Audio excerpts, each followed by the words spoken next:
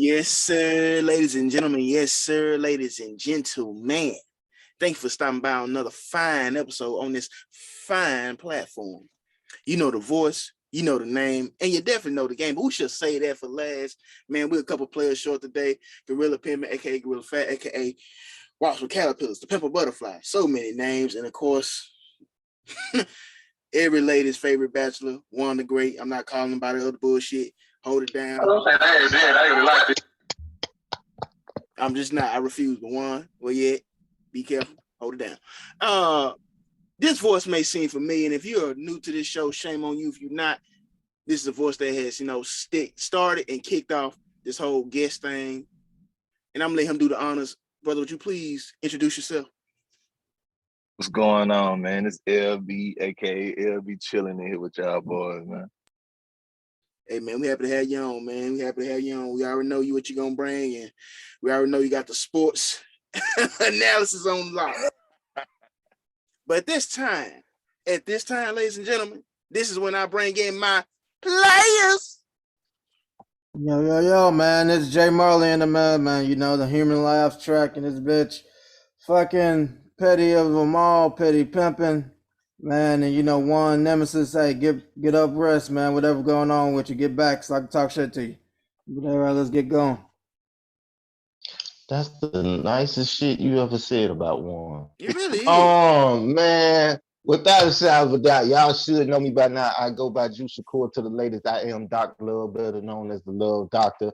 I ain't even gonna lie. Hold on. First and foremost, one get better, petty pimping. He in here, we do call him petty simping, Marley Wilson, but, he got other agencies, community activists, he do what he do. And of course, the Pimple Butterfly, we'll see you in November. And, man, I ain't gonna lie. We got one player left, but I ain't gonna lie. I'm very excited today, even though this might be biased. This is one of my favorite guests to ever be on this show, period. Y'all call him LB, I call him Mr. Murray. You know what I'm saying? If you don't know, you need to go back a while back to them episodes, and then you'll understand why I call him Mr. Murray. But we got to get one player on in here. Y'all know him. Some of y'all women, I don't know why y'all letting them get some. Hey, Juice, twerking near a stage near you. Hey, I like that. Player. I don't know what new shit you finna kill us with this week. Let them know who you be. Man, hey, this is my man coming out song right here. Oh, no. You're the anthem. You got to be a giver, gentlemen. But this gets old, but it is what it is. If you hear the voice, you know I am none other than Mr. Al Roca. Wow. Mr. Neha Peach. AKA Bamboo. AKA Fizzy Sangria today. Mr. Bag of Destruction himself. You are young. If you don't know what all these names are equaling up to, I am none other than Von the Villain. Like I said earlier in the podcast, we are a couple players short, but together we are the collective of I'm Just Saying 48. Fellas, let's do it. Brother Marley, please do the honors.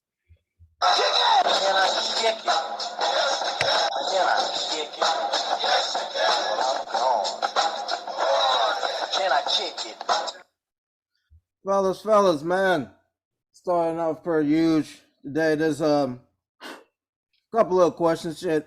First one off the back was, why are we taught, especially as black men and black people in general, that we have to dim our light to make other people feel good? Basically what I mean, like, that's the thing that I've been like going through, whatever. Just I'm like at the point in my life where I'm tired of apologizing for being black, and for being things that anybody else race, they get a chance. If they something they exceed in, there's no apologize to it. They can boast about it, but when we do it, we seen as braggadocious, being cocky, arrogant, shit like that.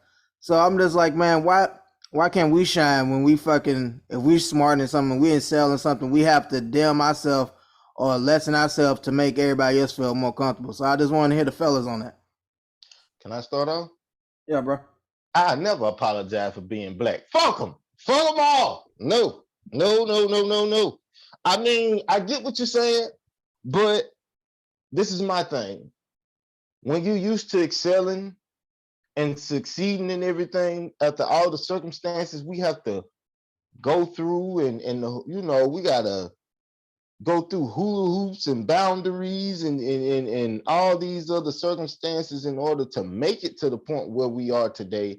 It's like, how can we not be one of the most humblest races of of all mankind, honestly? Because yeah, we could say, well, other people had it a little bit worse than us, or this side had it worse than that side. But at the end of the day, it's kind of like into this form. And let me explain. Conor McGregor and Floyd Mayweather, they are the complete contradiction of America. Let me tell you why. Conor McGregor can get on a stage and captivate a crowd by being the most arrogant, the most cocky, the most just, I'm talking about downright nasty competitor. Get the fuck out of here. Correct. I mean, his competitive drive is one thing, but then his just flat out thievery of stealing Floyd's whole script and how he goes about promoting a fight is damn near like second to none. But I mean, he gets viewed as a warrior, a hero, whereas to Floyd, on the other hand, you know, he wrote the blueprint. Well, I ain't gonna say he wrote the blueprint because Muhammad Ali actually had a little bit involved with that. But anyway, he's one of the greatest, if not the greatest, to ever do it. And what does he get called? Arrogant, cocky. People want to see him get defeated. Not saying people don't also want to see Conor get defeated, but it's just kind of strange how the media coverage is so night and day with Floyd and Conor. And to me, that's kind of like the best example for America at this point. It's like, when we succeed at something, it's why are they getting praised for that? Like, why they getting this special attention? But if you have somebody like Luka Doncic that's in the NBA and he's doing miraculous things, he's the best thing since LeBron James. He's better than Larry Bird. He's better than this. I don't know why Vaughn seems to embrace and endorse this motherfucker, but LeBron Larry Bird. I mean, so who? Never said he was better than either one of those gentlemen. I mean, of course, I know you're never gonna say those things, but you do endorse them though. You are a great value ass endorser. So hey, if defense just where you just drop off the cliff, then that's all right. But to answer your question even further and not be long with and shut the hell up, Marlon, I just feel like it's just a biasness. I mean, when we in their society, what do we expect? To be judged fairly? We shouldn't have to apologize, but we do. I say LB, Marley, and one of y'all want to touch on this? Yeah, I'll jump in real quick. I feel like that's just a black thing, man, to be real with you. Like, I feel like it's like black folks. I don't know, like, it's hard to explain, you know what I'm saying? But like, you know how like we can, like, when you around certain people, you know what I'm saying, amongst a certain peer group, you can kind of flourish and be yourself and be whatever and do whatever. But you know what I'm saying, when you around other folks that's probably, I mean, they could be black folks too, you know what I'm saying? But when you're around certain folks, they always kind of look down on you. Not look down on you, but they just see you as like, they don't see no growth, you know what I'm saying? So like, you might have started off with nothing and you built yourself up to something, but they just still see you as that person who you was before you built yourself up. Like, if that makes sense, what I'm saying. Amen. Hell yeah. You know what I'm saying? I think that I think that's more like a black thing, really. I mean, like I said, I mean, I don't know what go on in other, nationalities or whatever. They got races or whatever, but with us, it's just like that. You know what I'm saying? You got to go off. You got to go from home to. I mean, you ain't got to leave home to find success, but you'll have a better opportunity.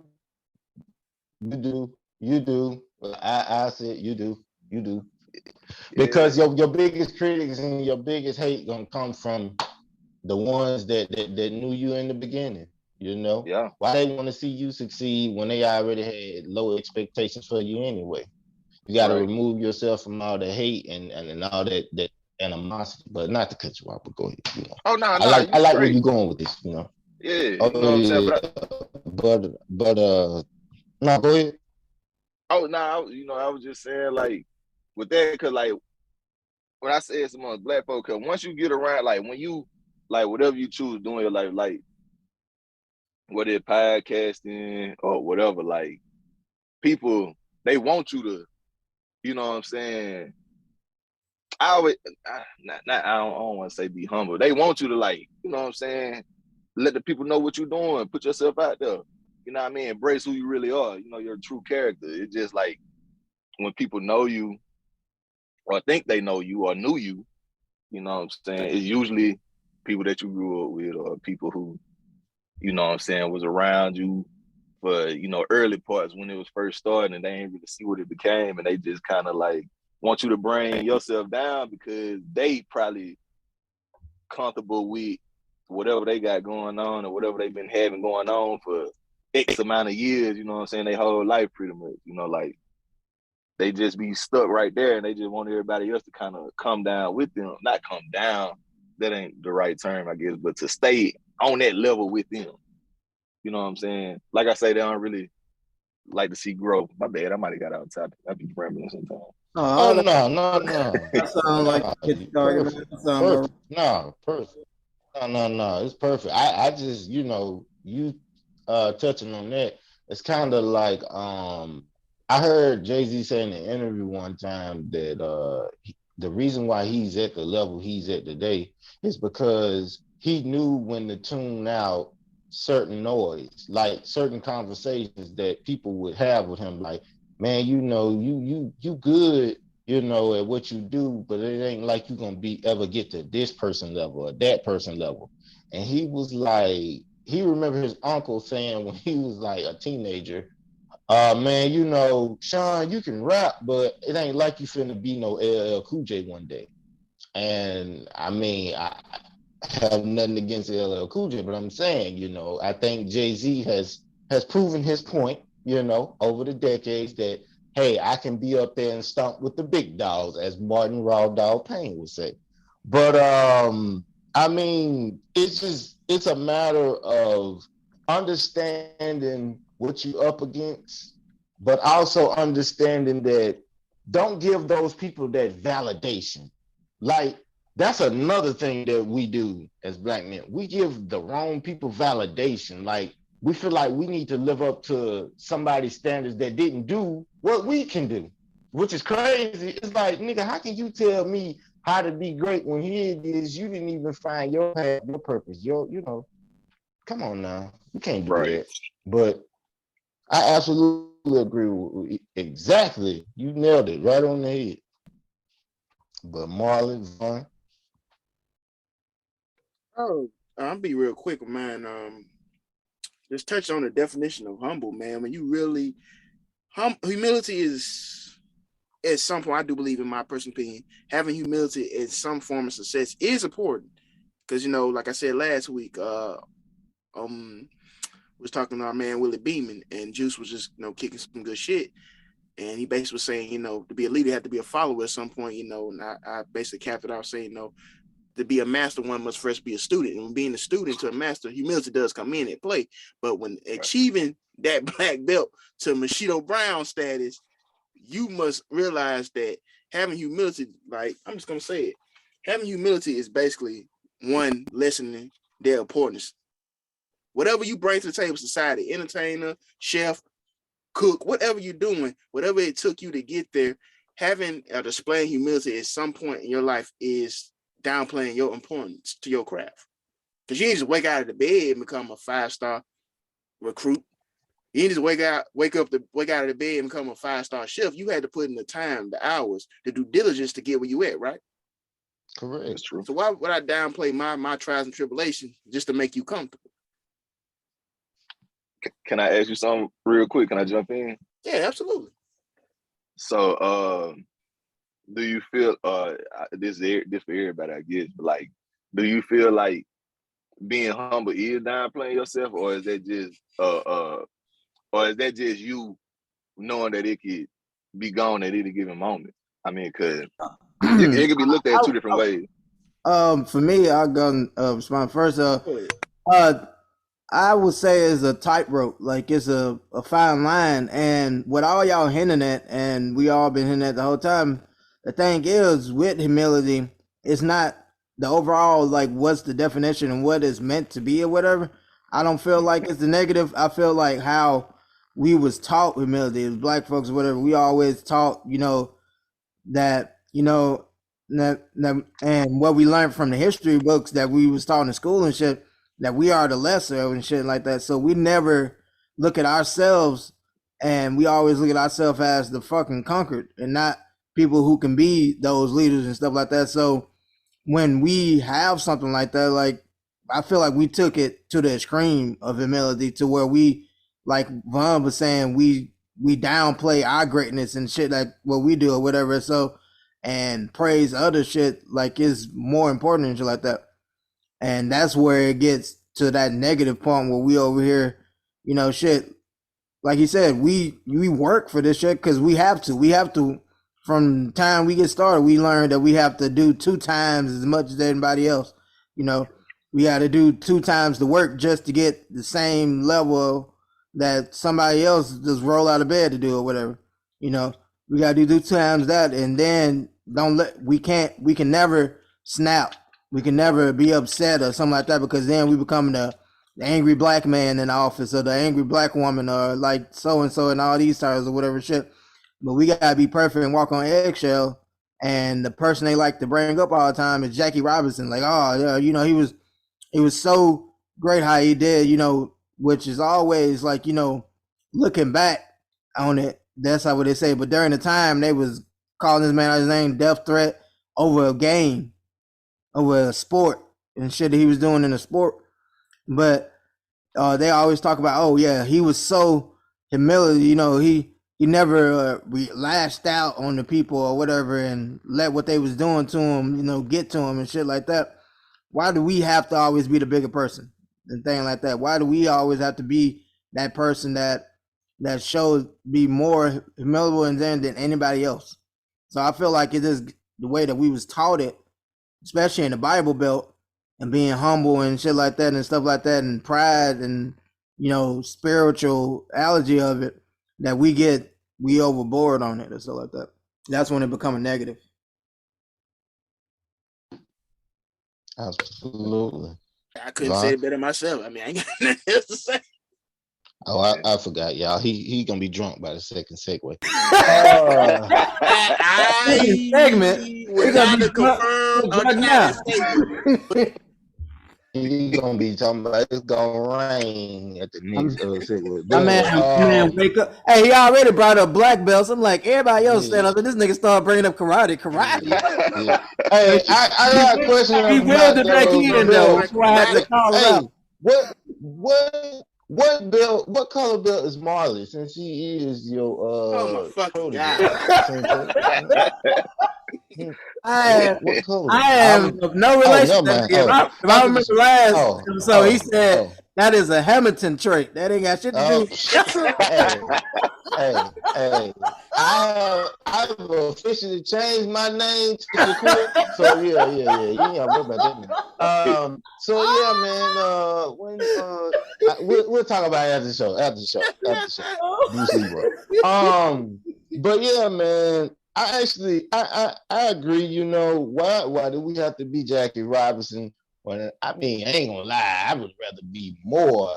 Ron Artest, run out in the stands and whoop some ass if you get sick. But We gotta, reel it in a little bit. You know what I'm saying? I mean, but this is my thing. The love, this world is so sickening. They hate you when you at the top of the mountain. They hate you. Like they hated Muhammad Ali because he came out and he told the world he was the greatest. Mm-hmm. But as soon as he started to diminish in, all his faculties, it's like they can have nothing but praise and all this adulation for him. And it's crazy because it's like, why couldn't you give this man his respect when he was in good health, good form? It's like they hated this man so much. Yeah, man, and that's pretty much how America usually is. Yeah, it's like, oh man, we did you wrong, but well, at least you went out there and fought for us back at, man, fuck all that. That's why I say do not chase validation for ain't shit ass motherfuckers. That's how I gotta say it in those simple terms. Because it's like, if you sit here trying to, get the approval of somebody that's not even got your best interest at heart, you're gonna be doing a lot of dumb shit and you're gonna feel like a fool at the end of the day. That's why I'm like, only do this for, the ones that care about you, that love you. I know me and Vaughn was going back and forth a while back about, and not to, change the subject, but it made sense what he was saying. Like, I said, well, LeBron should have never left Miami because the franchise gave him everything he wanted. And that's true, they did. But he made a good point and said, well, the man got to look out for his family. He got to do what's best for him. And at the end of the day, it's like, that's what they fear. When we have those type of mindsets as individuals, especially Black individuals, that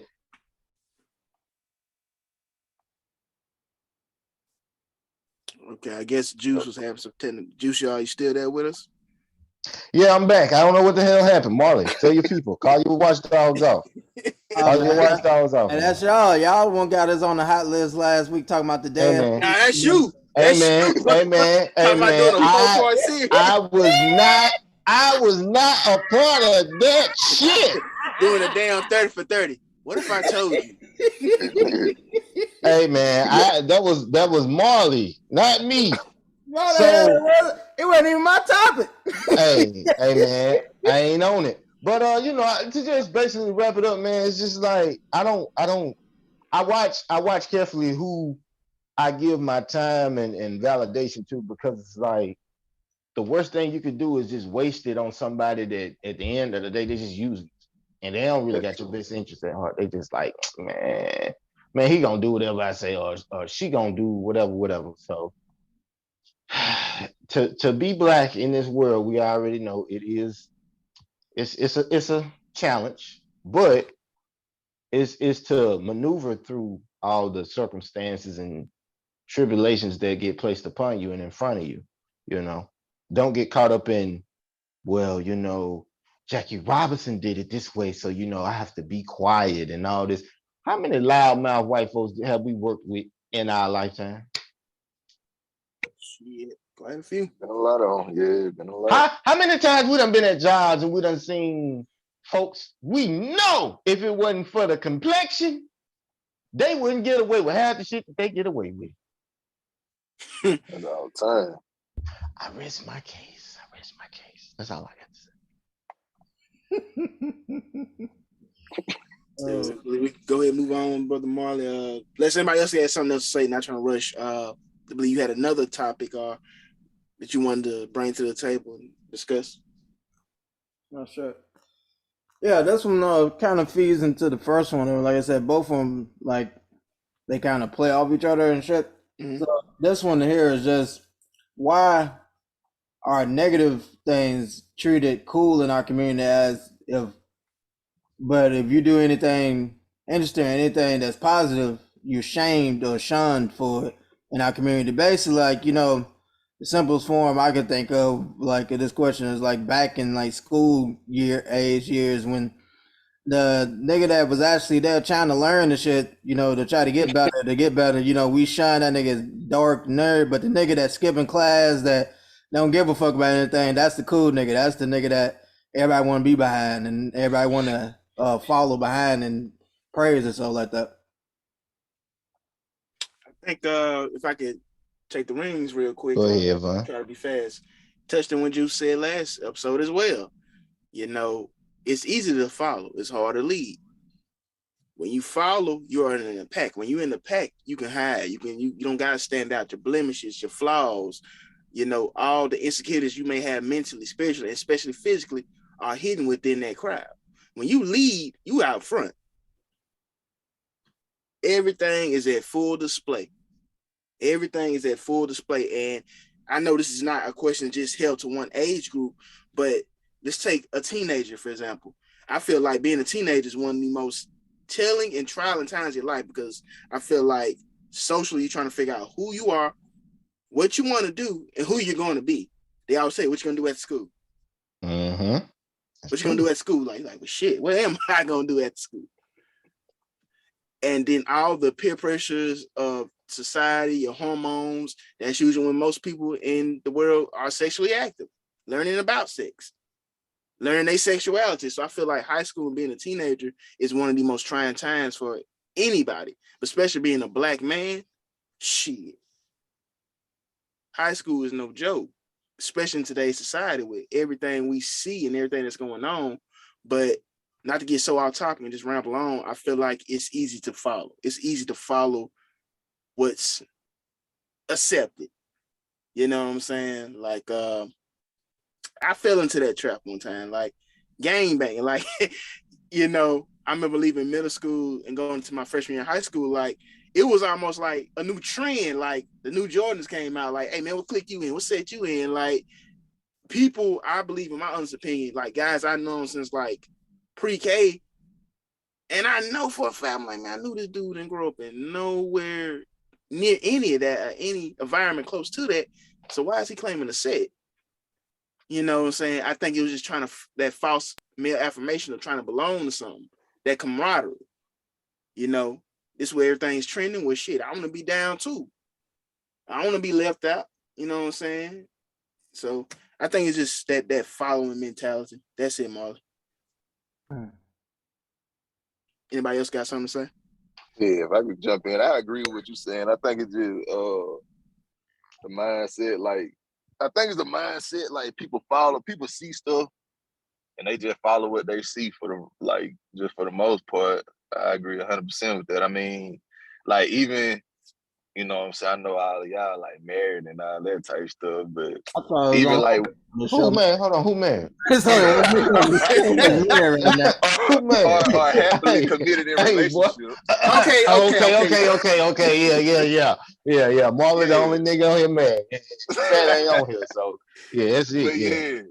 So, you know, like, even like with dealing with like women and stuff, like, they didn't even made it to like negative things, like try to make it like positive. Like, you know, every now and then I dabble in social media and stuff, and I see a girl put something like she want a felon with that go kill niggas and do like what? That shit. Talk that shit. Hell yeah, he ain't lying. Go ahead, dog. Yeah, like, you know, I see stuff like that all the time. I'm like, what? And like, they want this, you know, certain type of dude. Like, they always like the, you know, which, you know, not every woman. I don't want to put that out there like that. That ain't no woman. That's a hood booger. Yeah, you probably right about that. But they put stuff out like that, and I'm like, well, sure, here go. Or they'll say they want a crazy person in their life or whatever the situation may be. And I'm like, if this person doing all this stuff that you talking about, you don't think he'll do that to you, or she'll do that type of stuff to you? Like, won't try to harm you or kill you if things don't go their way with you? Like, I don't know, like little simple stuff like that. And I think it's more so an image. You know what I'm saying? Like, I think it's like they just want to have certain aesthetics, and it's just, you know what I'm saying? If you're going to have anything negative, I mean, if it's negative, it's negative. You know what I mean? They try to take stuff and make it negative, and that ain't always the case. But if it's really negative and you know it's negative, it's like, man, why would you want it? I don't know, man. I can't understand it myself. I be trying to talk to people and just figure stuff out, but man, folks they just be lost in the sauce for real. Hold on, Marlon. I wanna go because this is something that it's crazy that I'm still speaking on this in 2022. And I used to think, y'all may think I'm crazy. I used to observe this back when I was in high school. And I would be like, yo, everything that's popular at this school has something to do with negativity and being ghetto. Like, I don't know one suburban, I'm not gonna call them corny. I'm just gonna say, they say if you're not down, then you're a square, right? Mm. I don't know one square person that just went through high school and just was square as could be, and they were considered popular. If that happened during y'all, time spent in high school, please let me know, because I can't recall. Because everybody that was popular in my school, they was like Vaughn said, they was either in the gang banging, they was dope selling, they was, I know they like to say pushing P, but back then they was popping P, the ladies. But I mean, man,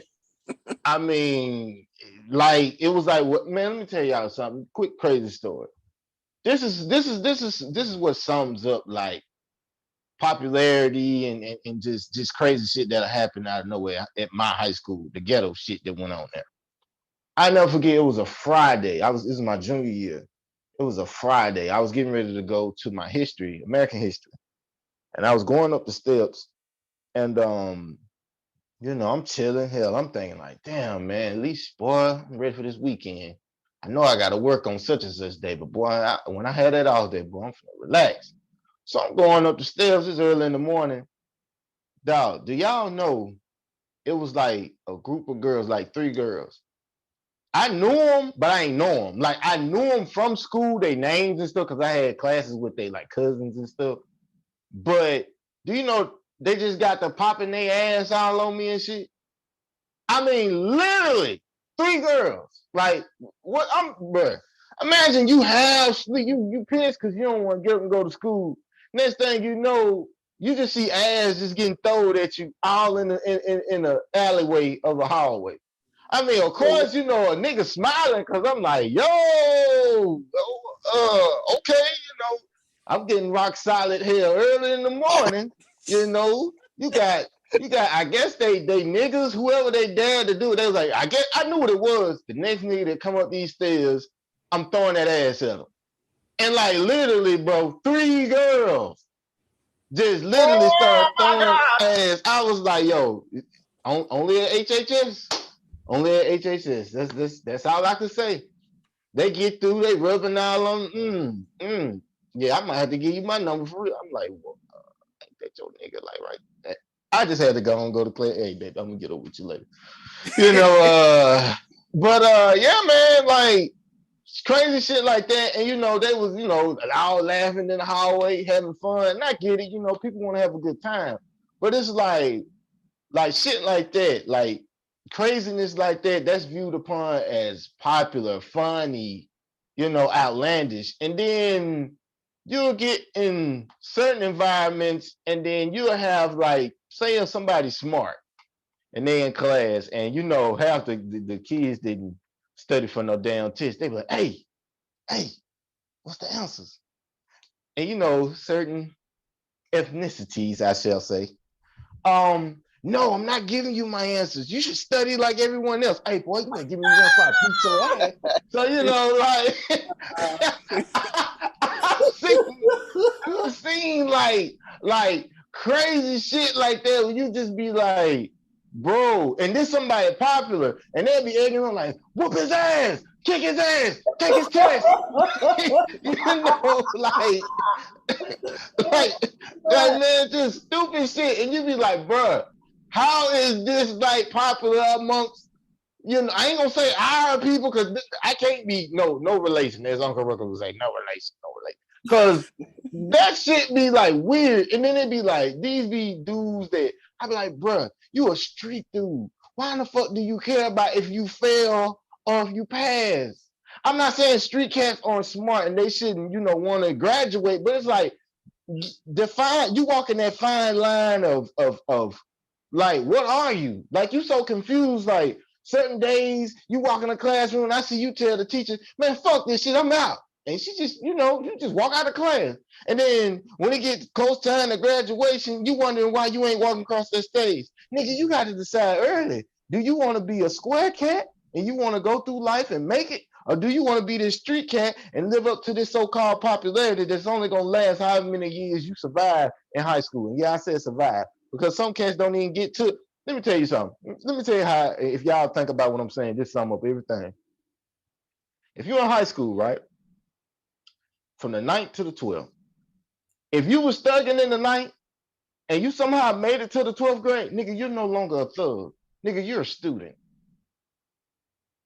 There's no fucking way you can tell me if you really thugging in this shit, how did you make it to the 12th grade? When did you find time to study? In the midst of these so-called gang wars you was going through? When you was out on the block selling that dope or whatever? Nigga, no. That means you displaying two different images.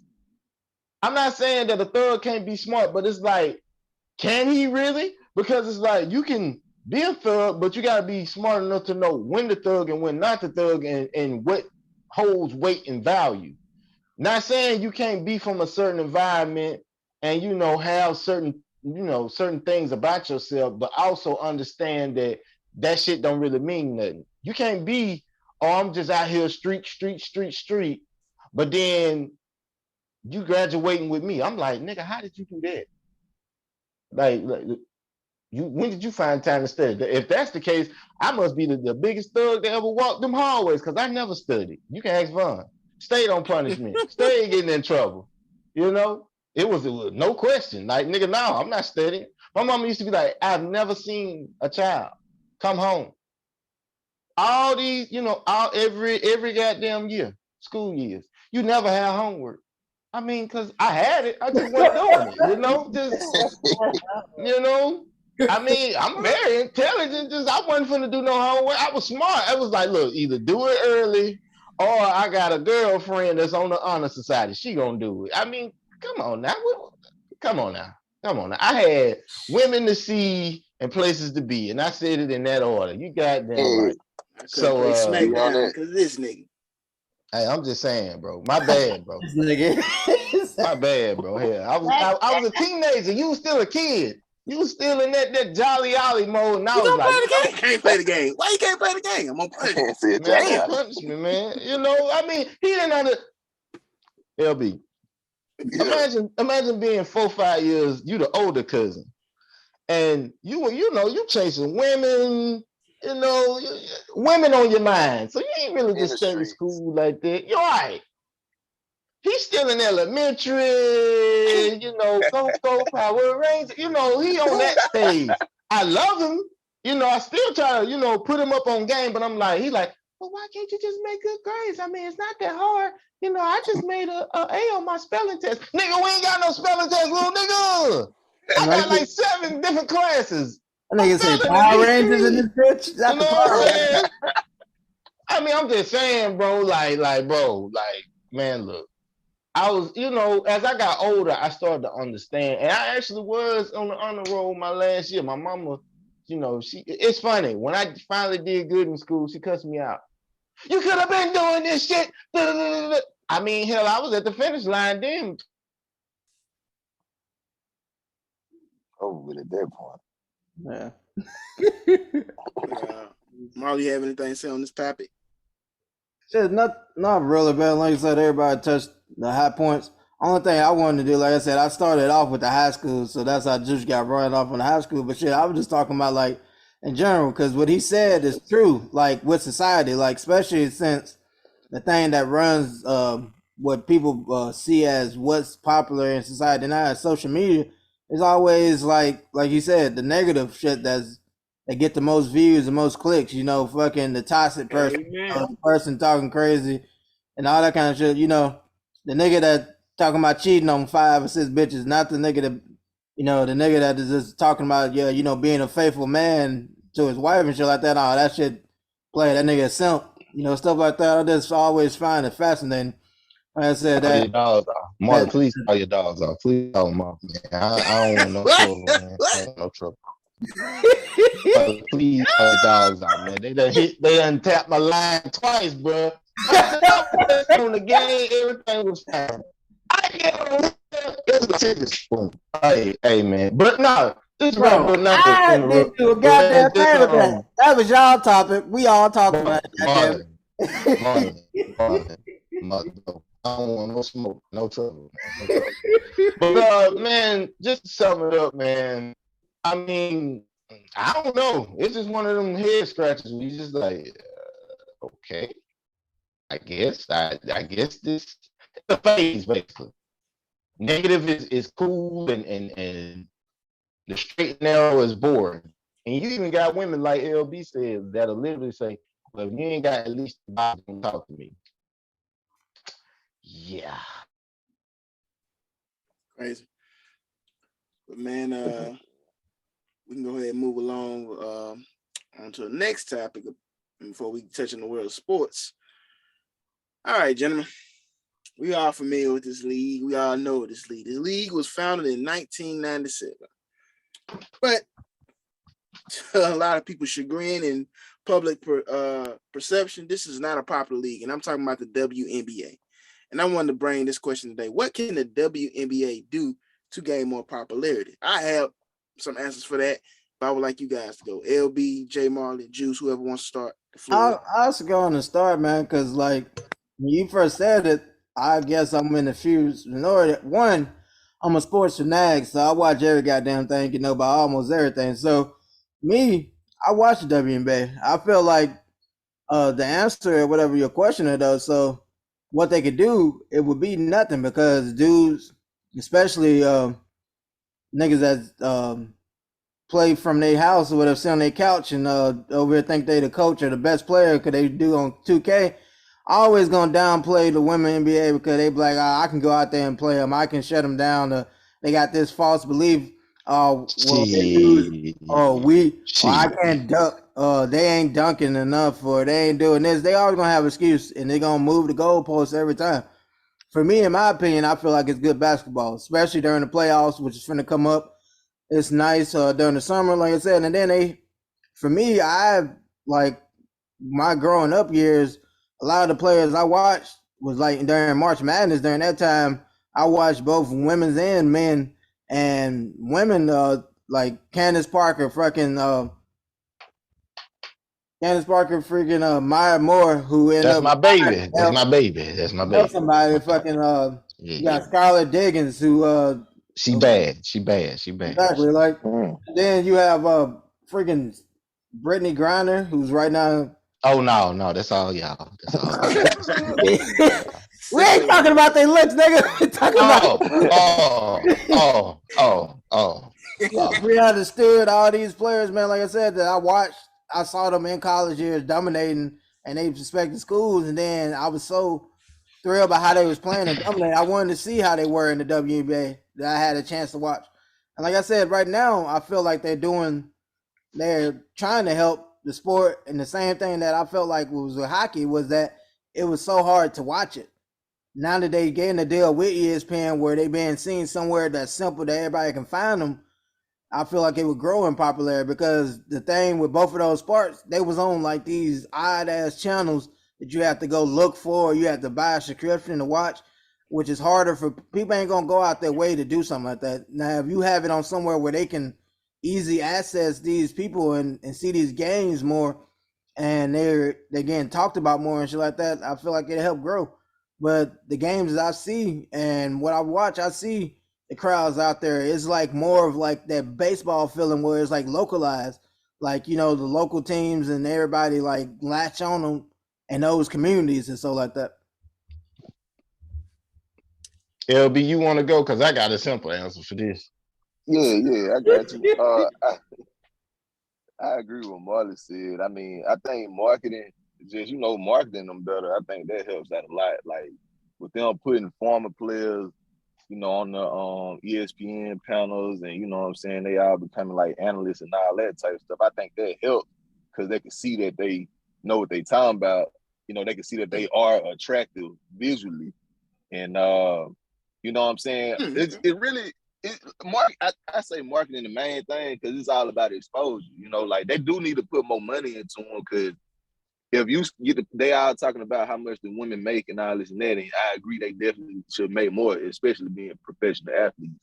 But if you put more money into the league, more money into the players' pockets, I feel like it'll grow in popularity because you gonna make sure people see these players that you paying multi-million dollars for. You know what I'm saying? Like versus I don't know what the highest played WNBA player make now, but ain't nobody obligated to go watch nobody that's only making $1 million. You know what I'm saying? Like I ain't saying they should have stupid NBA contracts. I ain't saying that now, but definitely need to be an increase so it can be an increase in awareness, popularity. I mean, but like I said, I think they're on the right path. I think over the last couple of years they've been growing.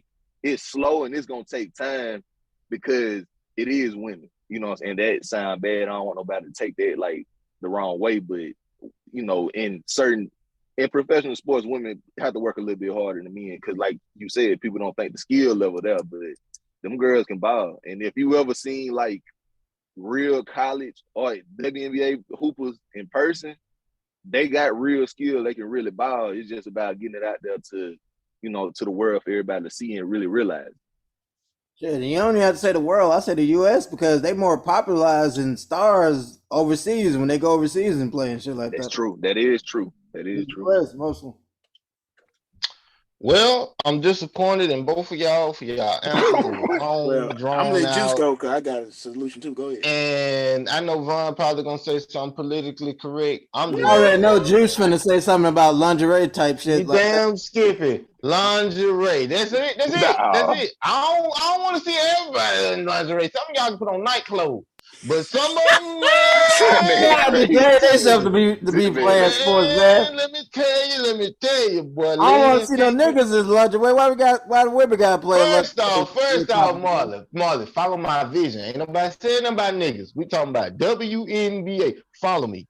All right, Liz Cambridge. If you ever hear this, you got a fan. I You mean, got a she got a fan page already. on She this got her show, own and fan. You drop your 20, you can see. hey, let me dream here. Let me dream here a little bit. Hey, Liz, if you ever would like to be a guest and we can discuss, you know, random topics and, you know, whatever comes up, you know, whatever, you know, you're more than welcome. Right along with Maya Moore. But I think Maya, did you get married? Yeah, you got married, Maya. I'm sorry, you know. Yeah, congratulations though. Damn.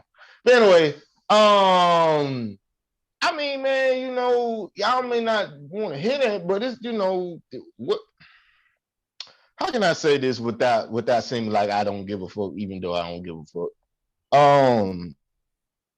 There's only one way to say it. It's like, okay, think about the lingerie football league. Yeah, you can say, well, it's not popular. Bullshit. Yes, it is. Yes, it is. Yes, it is.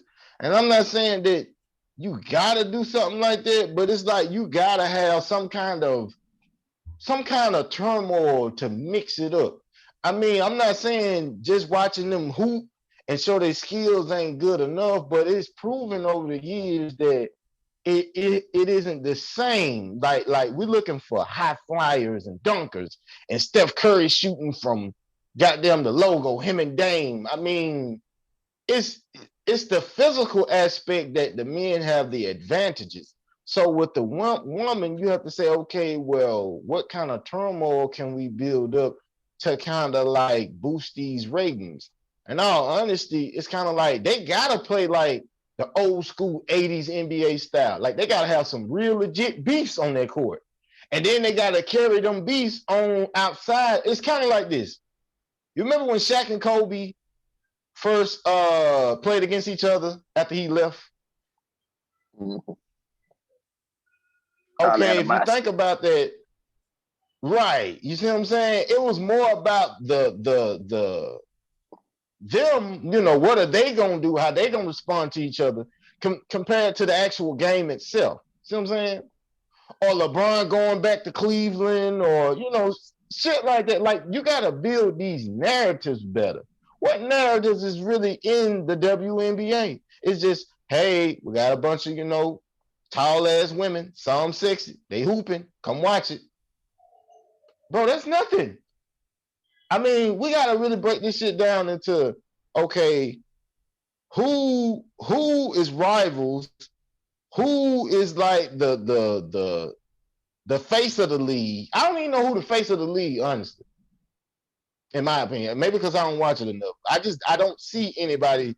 Well, this one here, she's like the Michael Jordan of this era. I don't.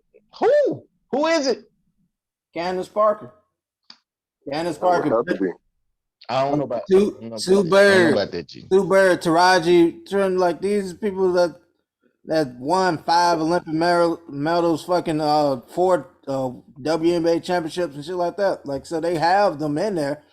It's just like you said, people not interested in it. And like my thing is that so like you said, most people not gonna be interested in it, but for me, and like how LB said it, it's growing casually, but like I said, they just gonna have to be all right with the fact to know that everybody ain't gonna rock with them and have to increase their fan base, which I've seen like a lot of like mothers and daughters going out there to games. It is a lot of players coming out. There's a lot of people coming out, so they just have to be, like I said, form to that fan base, market it to where we can watch it and is on our TVs more.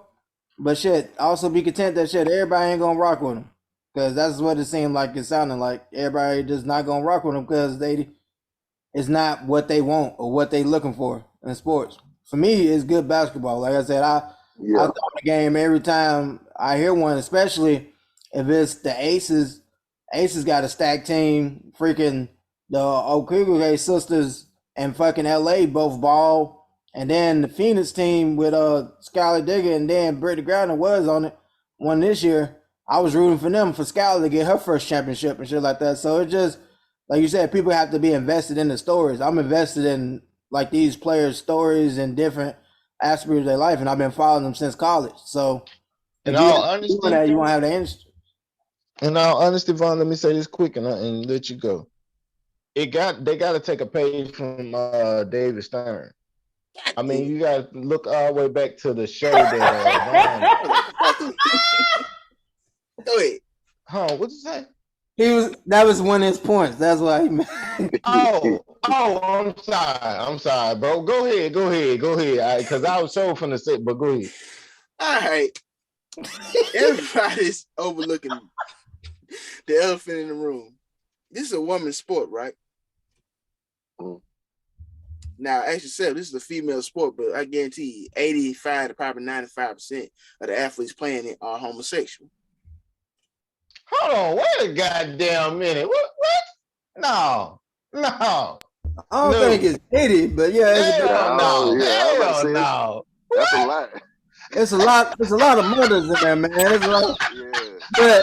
But I said, there's don't put the Okay, I mean, Candace Parker is a mother. She's still homosexual, right? No, Candace Parker married, man. Like, no, she's a woman. She's married to a white woman. Married to a woman. Yeah. Oh shoot! Don't trip it. I'm mind. You see what I'm saying? But wait, because Candace did it. Don't mean 85% though. Hold on. My bad for cutting you off, man. But did she just get married to like a dude that was in prison or something like that? Or am I thinking about the wrong person? No, you thinking about Maya Moore? Maya Moore. Okay, that's what my bad. Yeah, Maya Moore. She did marry a nigga from prison. My bad. Damn. She helped get him out. She was one of the main people leading the campaign, helping him get out. Yeah. Well, I apologize if I don't have the correct percentage on that, and I apologize. Well, I'm pretty sure a good chunk of them like coochie. That's fine. I like coochie. Yeah, I just want to leave, but girls like girls, more power to them. But if you pull a ratio to male to female population in this world, especially in this country, it's damn near equal. Like 100 men, there's 101. 100 females, 101 men. I guarantee you, and I can say this because I've seen it on a first-hand experience. My girl is not a big sports person. She will at least spend 20, maybe 15 minutes looking at a basketball game, just for the hell of it. They even said a study that 50% of women prefer MLB or football, which is an all-male sport, MLB. MLB. Well, I've been watching some baseball beside my You grandma. gotta think about it. They used to go to the games with their dads and shit like that. Or Yeah, they that's Who? That is true. Who a dad lot of is? people, man. Man, I've heard thousands of stories about people going. There's a couple chicks that from New York. They used to go to the Yankee games, make whole days out of it and shit like that. Yeah. It's NFL, Well, where we MLB, from, where they must have went to Vernon Dame Park. But go ahead. and soccer. Those are the three leading sports that 50 to 56% of females will prefer over the WNBA. And I do believe a big chunk of it is, like you said, you have a bunch of, let's be honest, masculine women, some, not all, but the way they present themselves, masculine women. And it just takes sports out of it. We all seen the film Notorious when Biggie was mentoring Little Kim. He says, you need to be somebody that's respected in the realm of rap, but you also need to be someone that people can't take their eyes off of. Sex appeal. So you going with the lingerie. The lingerie. All right, boy, come on with it. That's still marketing, though. That's right. It goes with what you said, too. It goes into what you said, too.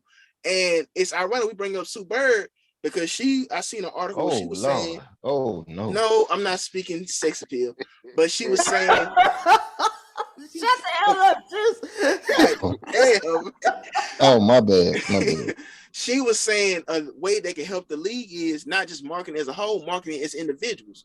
She says, you ain't got to be a fan of basketball. I know LeBron love fucking tacos because the way he markets himself and his personality. Nobody care about LeBron. Well, hey, tell that to the global media. But besides you, tell that to the global media. Go ahead. Tell the global media. Go ahead. But a lot of them need to work on promoting their personal lives. Like besides, okay, I like basketball. Like you said, just what's the narrative? What are you into? Who are you as a player to make me invest in you? Correct. And then from the male aspect with the whole sexual and homosexuality, like Skylar Diggins, let's be uncomfortable. Liz Cambridge, name me some more attractive heterosexual females to play basketball. Maya Moore, Skylar Diggins. Hey, I'm going old school. Cheryl Swoops. Man, let me tell you something. That booty, oh my God. Jesus Christ. She older. Oh my God. Oh man. Boy, I'll be in heaven with a couple of them girls. Goodness, man. And she is, but she fine. Hey, y'all talking that yin yang right now. If Miss Cheryl was in front of y'all right now, damn, boy, she's fine. What's her name? She got baby by our boy, got dunked on by LeBron. Damon Jones. Tamika, is her name? Is that Tamika Kitchens? Is that her? I think I can't remember who it is, but goddamn it, whoever he got a baby by, that girl, a woman thick and fine. Man, let me tell you something. It's a lot of fine women in the WNBA. It's just they can't help it. Hell, they 6 foot something. And who that chick on the Sparks? That's attractive to some people. Right. Like, what's that young lady on the Sparks? Like, right. Didn't notice I know, like, Cooper is a big player. Sparks. I don't think, not on the Sparks. She's on Chicago team. Cooper is pretty, Okay. I know, I don't know the young girl you talking about. Who? What position she play? I don't know, Marla. I just know a lot of people are posting on social media because she's to the WNBA standards of the usual athlete in that sport. She's very attractive. And I was touching on the David Stern thing when you used to bring up off the show. About. He was like, David Stern knew Akeem Olajuwon was probably the MVP, but he needed to push the whole Magic and Bird narrative because the NBA had an image of this is like a bunch of high niggas running around jumping. This week, let's be honest. That's what it was. They had a drug problem. It was Kareem, not Akeem Olajuwon. Kareem. You know what I mean? Excuse me. I apologize. You getting African niggas at that? I apologize. High niggas jumping around. God damn it, y'all. I'm being serious, bro. The league had a drug problem. And that is true. Pushing this white boy versus this slick talking Negro in a fast-paced offense, the blue-collar white guy, the American dream, this fast-talking, fast-paced black guy. We're going to push this. We're going to sell this. This is going to save the league. And it did. It'll be NBA. Let's find our most attractive and yet also good player. Let's push her. Let's make her the face. Let's put her on this. Let's do interaction. Let's put her more. Who was the face of that league? I mean, the person they pushing right now is Sabrina. I can't say her last name. That's with the Liberties. You've seen her on the commercials. The white girl. She's been on Point Guard. She's been on. Hell no, man. Let me tell you she's on something. commercials with bro. PG3. Let me tell you something, bro. She's You been might in not all want to star hear this commercials. shit. You might not want to hear this shit. With basketball, it gotta be a black. If you're gonna put a white person as your goddamn face, you gotta have a counterpart to it. Like I mean, Magic and Bird. Yeah, I understand having the Magic Bird, but I'm saying she just broke the record for the most points, the highest 30-point triple double. She just had it. Yeah, that never happened in a league. That's somebody who's the senior, but she's young, and she's in a big market of New York City. I'm just saying that's one of the practice. That's the Larry Bird that he's talking about. Now they just where's your Magic? Like I said, that's who they have to find, a young player, because there's countless of black older players, but they got to find that younger talent that's coming in. And I mean, like I said, there's some point guards that are coming in, but most of them in college still right now. I'm gonna be real. Girl off South Carolina, or you can have the girl from Marley. Hold on, we know you watch a lot of sports, nigga. Hold on. Brittany Griner brought eyes to the league because she dunked. See what I'm saying? Now, with her dunking is cool, but it's like she would have been like your Shaquille O'Neal, in my opinion. She would have been like, if she would have played more dominantly and kind of like dominated the league, that would have brought eyes to it. You know, Maya Moore came from a storied program in college. So if she would have came in and kind of brought that flair to it, which she did. I'm not saying that these players are bust by any stretch. I mean, they stars in their own right. But it's like what you build off in college, it should kind of catapult you and translate in the NBA. And it didn't, because what LB said, and it all falls back on what LB saying, marketing. If your marketing team is trash, then nothing you do is going to stick long enough to where people going to give a damn. Just my opinion. They got to find a way to get you more. Know, we knew Michael Jordan's story. Like think about every 2K you get. It's like, what was the 2K you had, Cole? Well, it was like you had to play the Jordan challenges. You had to go through different stages in his career in order to, right. That's what I'm saying. Like, you had to go through shit like that. Like, we don't see any storylines of where we can. I'm gonna tell you the best storyline that should have been that should have catapulted the WNBA into maybe a bigger plateau. Who was the greatest well, I'm gonna say, who was the greatest female basketball player of all time? Some people say Cheryl Miller. Cheryl Miller. No. Cheryl Miller. Cheryl Miller was putting up Wilt Chamberlain numbers. Wilt Chamberlain numbers. If the league would have been around when she was around, she would have been this myth. She'd have been this person where you just like, man, bro, do you know this woman did X, Y, and Z? They needed her because she was just as tough as dudes. If Cheryl Miller would have been in the league, it would have been like a Wilt Chamberlain-like figure carrying that league to the point where people would have been interested from the get-go, and then it would have took off from there. Honestly, the WNBA ain't never stood a chance because from the beginning of time to even now, what stories do we know? Lisa Leslie was there, she won some rings. Sharon Swoops was there, she won some rings. Okay, then what? Yeah. And I was about to say, they got to find a way, and like I said, not to touch on homosexuality, but they got to find a way to get more heterosexual little girls more interested in their sport. Want to play basketball. I'm not saying they don't, but I'm talking about just a casual fan. Like, I'm going to watch this. Yeah. Because there's plenty of casual fans that watch the other sports. I use this metaphor all the time. My mom is not a sports buff, but the Super Bowl come on, she'll glance at that motherfucker. At least to see who performing. How can we get more? And call me if the Patriots win out the blue on some bullshit. Go ahead.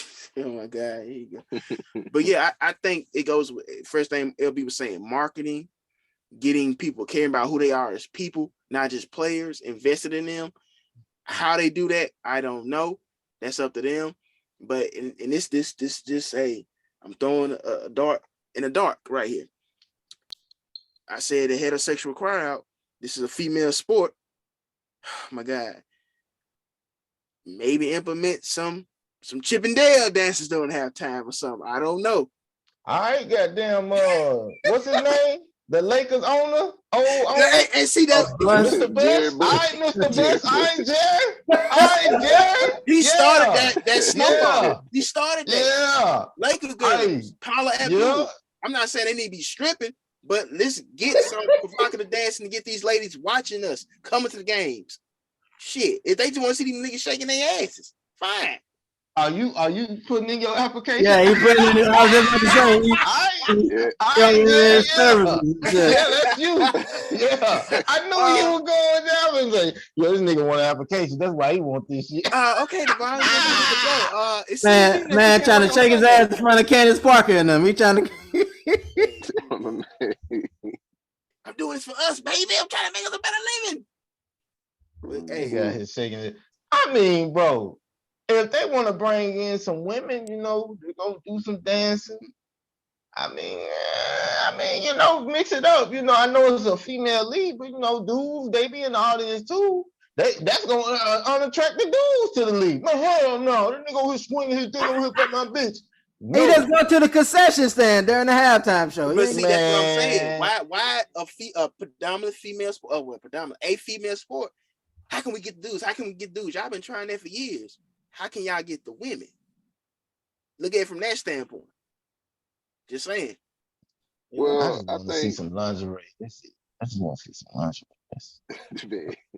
I think if you get the women and men to come, but I also think men to come on their own, because I was thinking about this when Juice was talking about whenever it's a fairly new league, so it's gonna take time to build up. That's just anything. It's gonna take time. And like I said, I think now with what they're doing with putting former players and current players on panels and stuff, I think that helps because you can see these beautiful women. You can see their personality.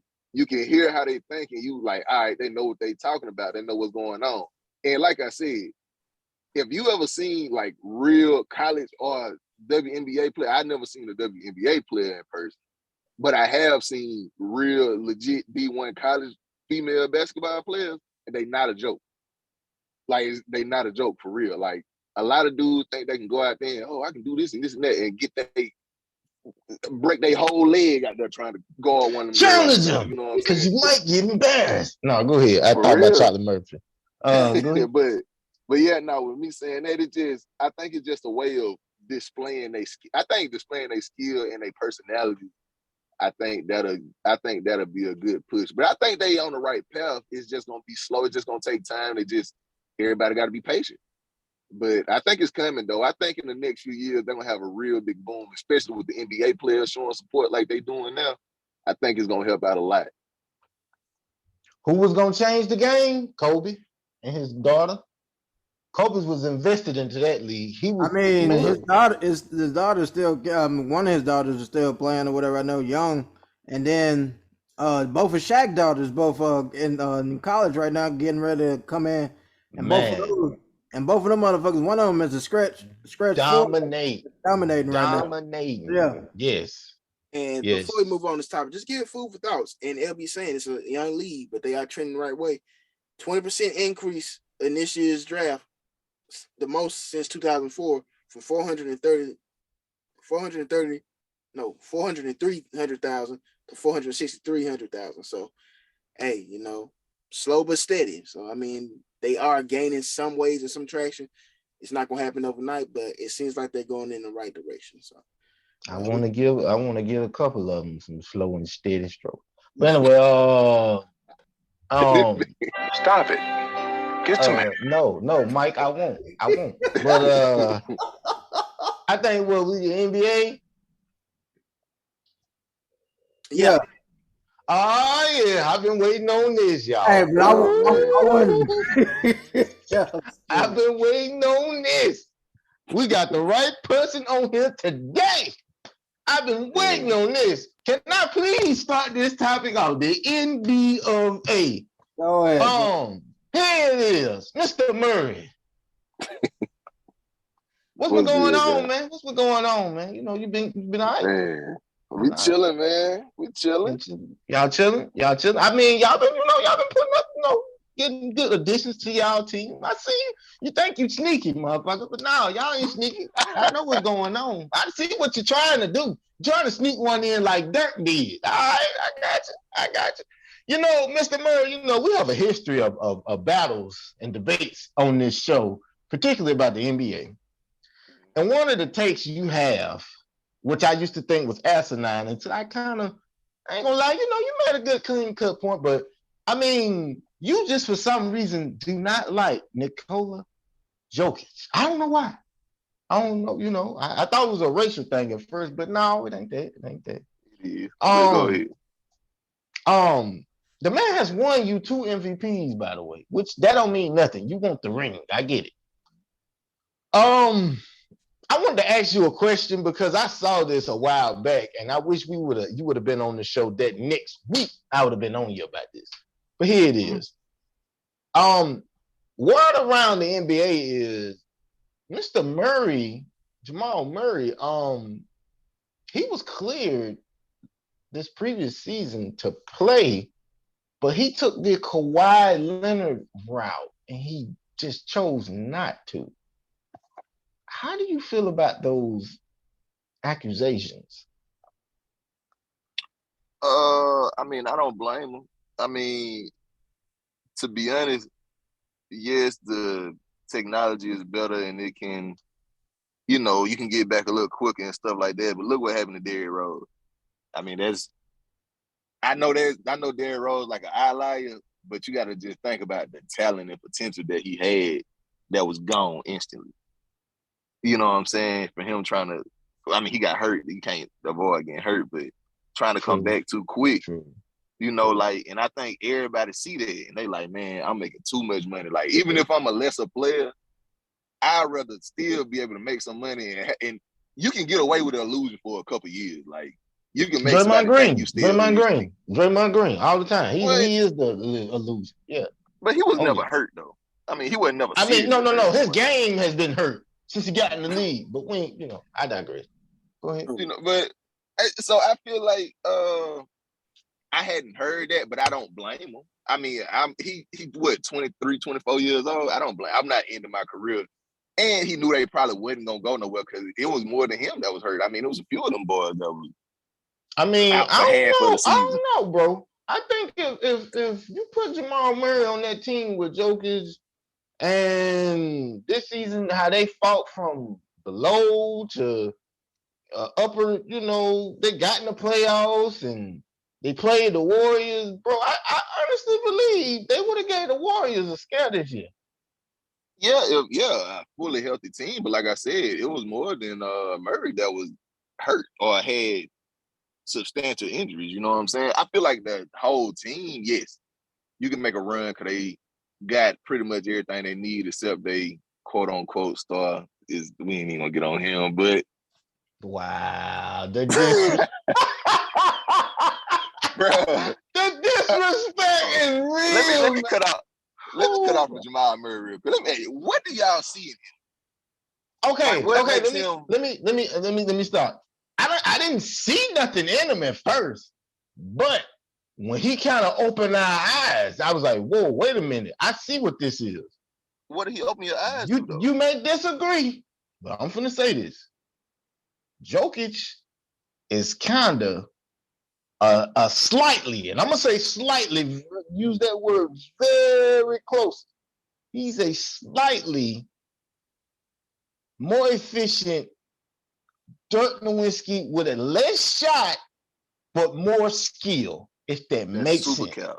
Super cap. Okay. What are you talking about? Bro, real he can't shoot like Dirk. But all them other intangibles. But no. But all them, it takes more than just shooting to win a basketball game, sir. You got to be a good rebounder. You got to have good court vision. I mean, bro, everything Dirk didn't do, he can do. See, let's be real. With the league. This the Oh problem. I'm Lord. sorry, y'all, for going off. My Oh bad. Lord. Here it come. Here it I'm gonna come. let somebody else talk. This positionless basketball thing, everybody think it's like so grandiose. If you 7 feet tall, you shouldn't be worried about passing them. I mean, like, don't get me wrong. If it's a smart basketball player, it's a smart basketball player. At 7 feet tall, you should be dominating people. He don't do that. Number one, everybody feel like putting the ball in a gigantic person's hands at half court is just a new wave of basketball. Listen, Giannis can get away with it because Giannis is more athletic than most athletic people, and he's bigger than most people and stronger. I mean, he can get away with it. You know what I'm saying? But as far as like Jokic setting up your offense, having Embiid setting up your offense, all that type of stuff, I just don't agree with it. It's like, bro, you 7 feet, you got one job, or you got 2 jobs, 3 jobs. Play good defense, rebound, put the ball in the hoop. We gonna make you the star, but we don't need you bringing the ball down the court. Like, you taking a whole asset out the court. Because now you setting up a whole offense when you could be down, you could be getting double teamed, leaving somebody else open, but you want to bring the ball down the court. So you telling me that Jokic is not the best center in the league right now? He's not. He better than you think he better than I mean, Giannis is center. Yes. Let me be honest. Do I believe that like for skill set, is he better than Embiid? No. But do I believe he's a better player? Yes. Let me explain why. Embiid's IQ is not as high as Jokic. Let me tell you why.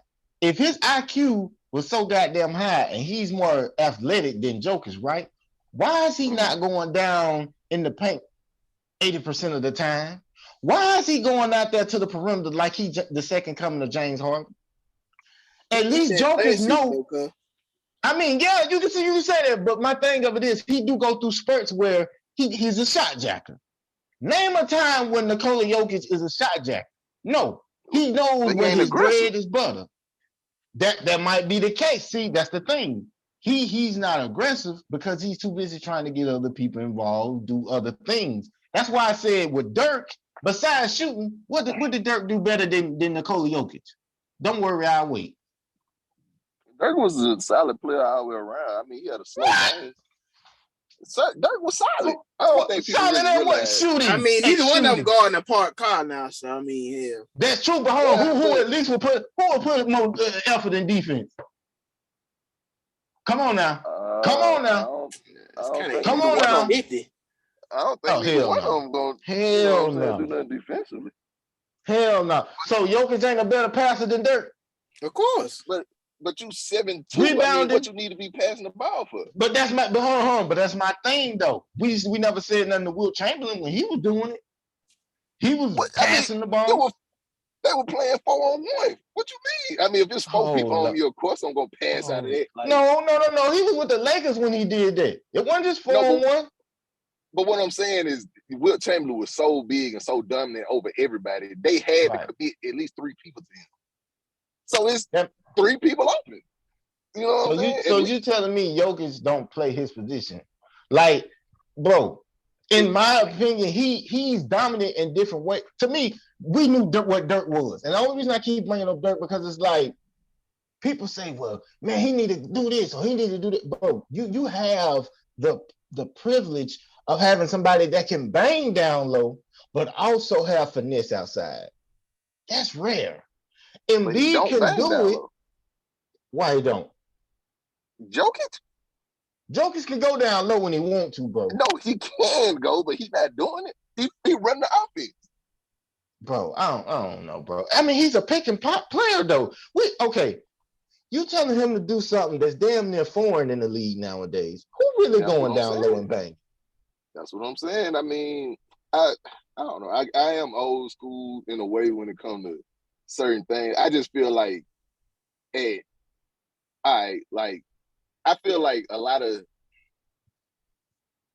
I understand what the league doing. The league saying, hey, these guys are the faces of the league. We paying them X amount of money. So we got to get, if we're going to pay you $230 million, we got to get everything we can get. I understand that completely because I feel the same way. But everybody don't feel like if things were more traditional in a way that it wouldn't make teams and certain players better? Y'all don't feel that way? Yeah, Honestly, I say no. Talking about Jokic. Why not? I say no. Honestly, I'm gonna tell you why. If that's your logic, then Giannis is not the player that he is right now. Why isn't he? Because you got to think about it. If we go back to just straight traditional basketball, he's not bringing the ball up the floor. I'm He's not not saying setting up straight the offense. tradition. But why? Okay, this is what I'm saying. What changes? If Giannis don't bring the ball up the floor, what changes? He's still gonna average 30. He's still gonna average 16 rebounds. For that team, so you're saying Giannis not getting the ball at the top of the key and getting that pick that he loves? No, I ain't saying that at all. I'm not saying he's going. No, I'm not saying that. But when I say I'm talking about guys bringing the ball from the backcourt to the front court, setting up offense, trying to run the offense through them. I've never seen Jokic do that though. I've seen him get the ball. I've seen him do it when y'all get to the half court or whatever. He they get the ball in the half court, sitting, set up the play or whatever. But he will go post up to be the decoy to do a quick spin move or a pick and pop. I mean, you gotta give a man credit. He obviously doing something right. 2 MVPs.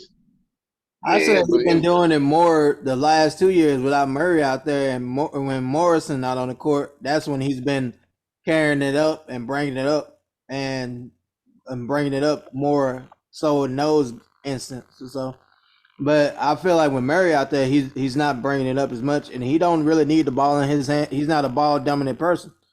He don't need the ball in his hand to make plays. He's willing to cut and do stuff, and he's always looking for the pass or the open person or whatever. And people his footwork in the paint ain't as bad as people want to talk about. That nigga got a couple them spins. Yes. He has skill. Oh my God, boy! He does have skill. You tough. You tough to please. I see. I mean, I'm just saying he has skill. I just don't. Okay, you just like your big man in the paint throwing bows at niggas. That's what you're saying. Yeah. No, that ain't what I'm saying. That ain't what I'm saying. But what I'm saying is, if you're gonna be a big guy, he just like big guys to make niggas ribs hurt. He like, I want them rib cage ribs at the end of the game. I mean, no, but LB, that's not true, because if that's the case, every big guy on every team would be doing that. You got to look. You have a Ferrari. You don't have a goddamn dump truck. You know what I'm saying? You got a Ferrari. Okay.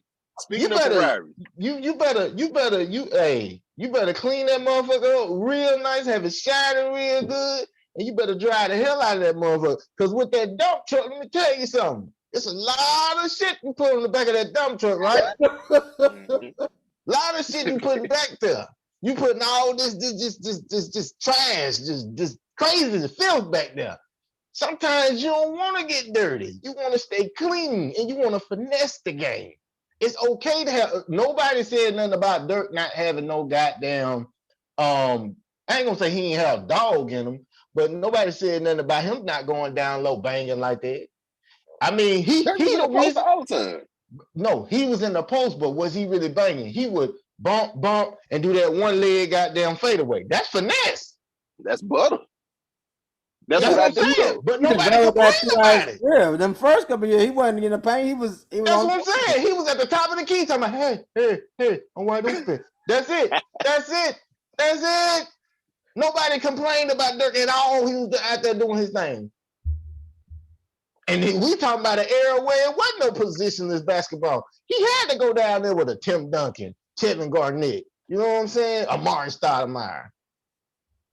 Myers, my guys, by the way. But I mean, it's all right. Let me switch gears a little bit off Jokic, because I can always just play it a little bit. Yeah, we know that. I know. I just ain't got nothing for him. But like when I say that, what I'm saying, all right, like the same reason why people love Kyrie, not because of what he can do as a point guard. People love Kyrie because they know one thing: he's gonna go out there to the best of his abilities and get buckets. Period. It ain't nothing else. He ain't required to do nothing else but get buckets. They love him for that. So if he was trying to be a point guard, like a real point guard, I don't think that people would feel the same way about him or love him as much as I think they would. Believe it or not, I think they would. Let me tell you why. Because it would be a new element to his game. Like, this is the thing. You saying they only love him because he get buckets. Yeah, he does get buckets in a razzle-dazzle way. But this is the thing that would unlock his game. Tell me this. If he was making more, yeah. Who did Kyrie look up to? Kobe. Who did Kobe look up to? Jordan. Mike didn't start winning until he did what? Got Scottie Pippen and all the rest of them boys. Oh my God! Until he started passing the ball. Until he was when was he passing? Wait. So I mean, when he got into the triangle, that was the thing that Phil was pushing on him. Was that exactly? So he didn't pass the ball. He didn't trust Scottie. He didn't trust Scottie to go out there and run off it sometimes. He didn't trust John Paxson in big moments. He didn't trust Steve Kerr in big moments. BJ Armstrong, like, I get it. He didn't average a lot of assists, fellas. I get it. He's not LeBron James. I get all that. But the thing of it is, he trusted his teammates in pivotal moments, and it showed. Kobe. Well, Kobe didn't pass. He started passing. Well, MJ did not start winning. First of all, he had more than 3 passes, man. Come on. I'm saying, come on, bro. Come on, bro. I ain't talking about I'm just giving you context of when his mentality changed. Because usually MJ, okay, let me give you a perfect example. You remember the shot in Cleveland when he hit it over 2-3 niggas, right? Yeah. Do you see something wrong with that picture here? No, I mean, that's what he was supposed to do, though. That's what he got paid to do. 3 dudes running at him, and you okay. But that was what he did, though. He could thrive in this. Listen. Okay, people used to say Kobe took bad shots. He did. He took bad shots that may have been bad for other people. They wasn't necessarily bad for him. Let's say it this way, they was inefficient shots. Way better, more efficient shot out there. Let's say it this way. He should have gave that damn ball away. But anyway, R.I.P. Kobe. Listen, but Kobe, a lot of people. That's what's wrong with Tatum now. He like, nah, I can't shoot. I can't shoot unless I got 2 people in my hand and I'm fading away into the crowd. Why? It's an open layup. The thing about Kobe that people fail to realize, if you go back and look at some of those highlights when he had Shaq, he had some phenomenal assists. It would be like he would be going up in the paint. He'd do it behind the back to Shaq or an alley to Shaq or, shit like that. Now, when he got his own team, yeah, that was a different story. But the thing of it is, he had to start trusting Pau Gasol and other players of that nature, Lamar Odom, Derek Fisher, in order to get back to that championship level. My thing about Kyrie, to kind of go into what you were saying, Kyrie probably would get more love and praise if he would unlock that piece of his game. Yeah, he gets buckets. We know he's going to go out there and get buckets. But can we honestly say, outside of Cleveland, that getting buckets has really worked out for him? Nope. But that's just the player he is, though. I feel like... Hello? Oh, shoot. That me going up? I feel like someone's going up.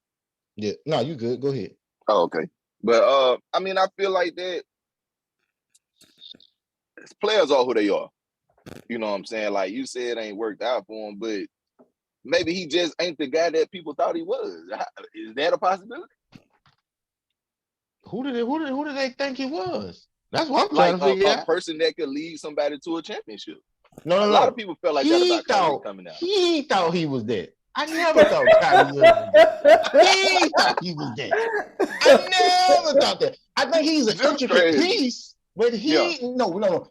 Uncle Drew thought he was that. Not me. I don't know too many people that thought that he was. Yeah, like, man, we're going to get Kyrie the end all be out. No. I mean, because we saw what he did in Cleveland when he was first drafted there, shit.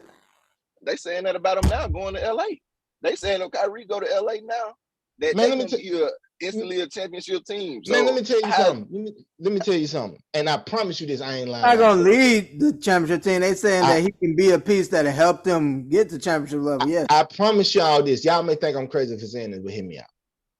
I hope they make that trade. I hope they make that trade for Westbrook and Kyrie. Let me tell you why. I already know my cousin feel the way he feel about Westbrook. That's fine.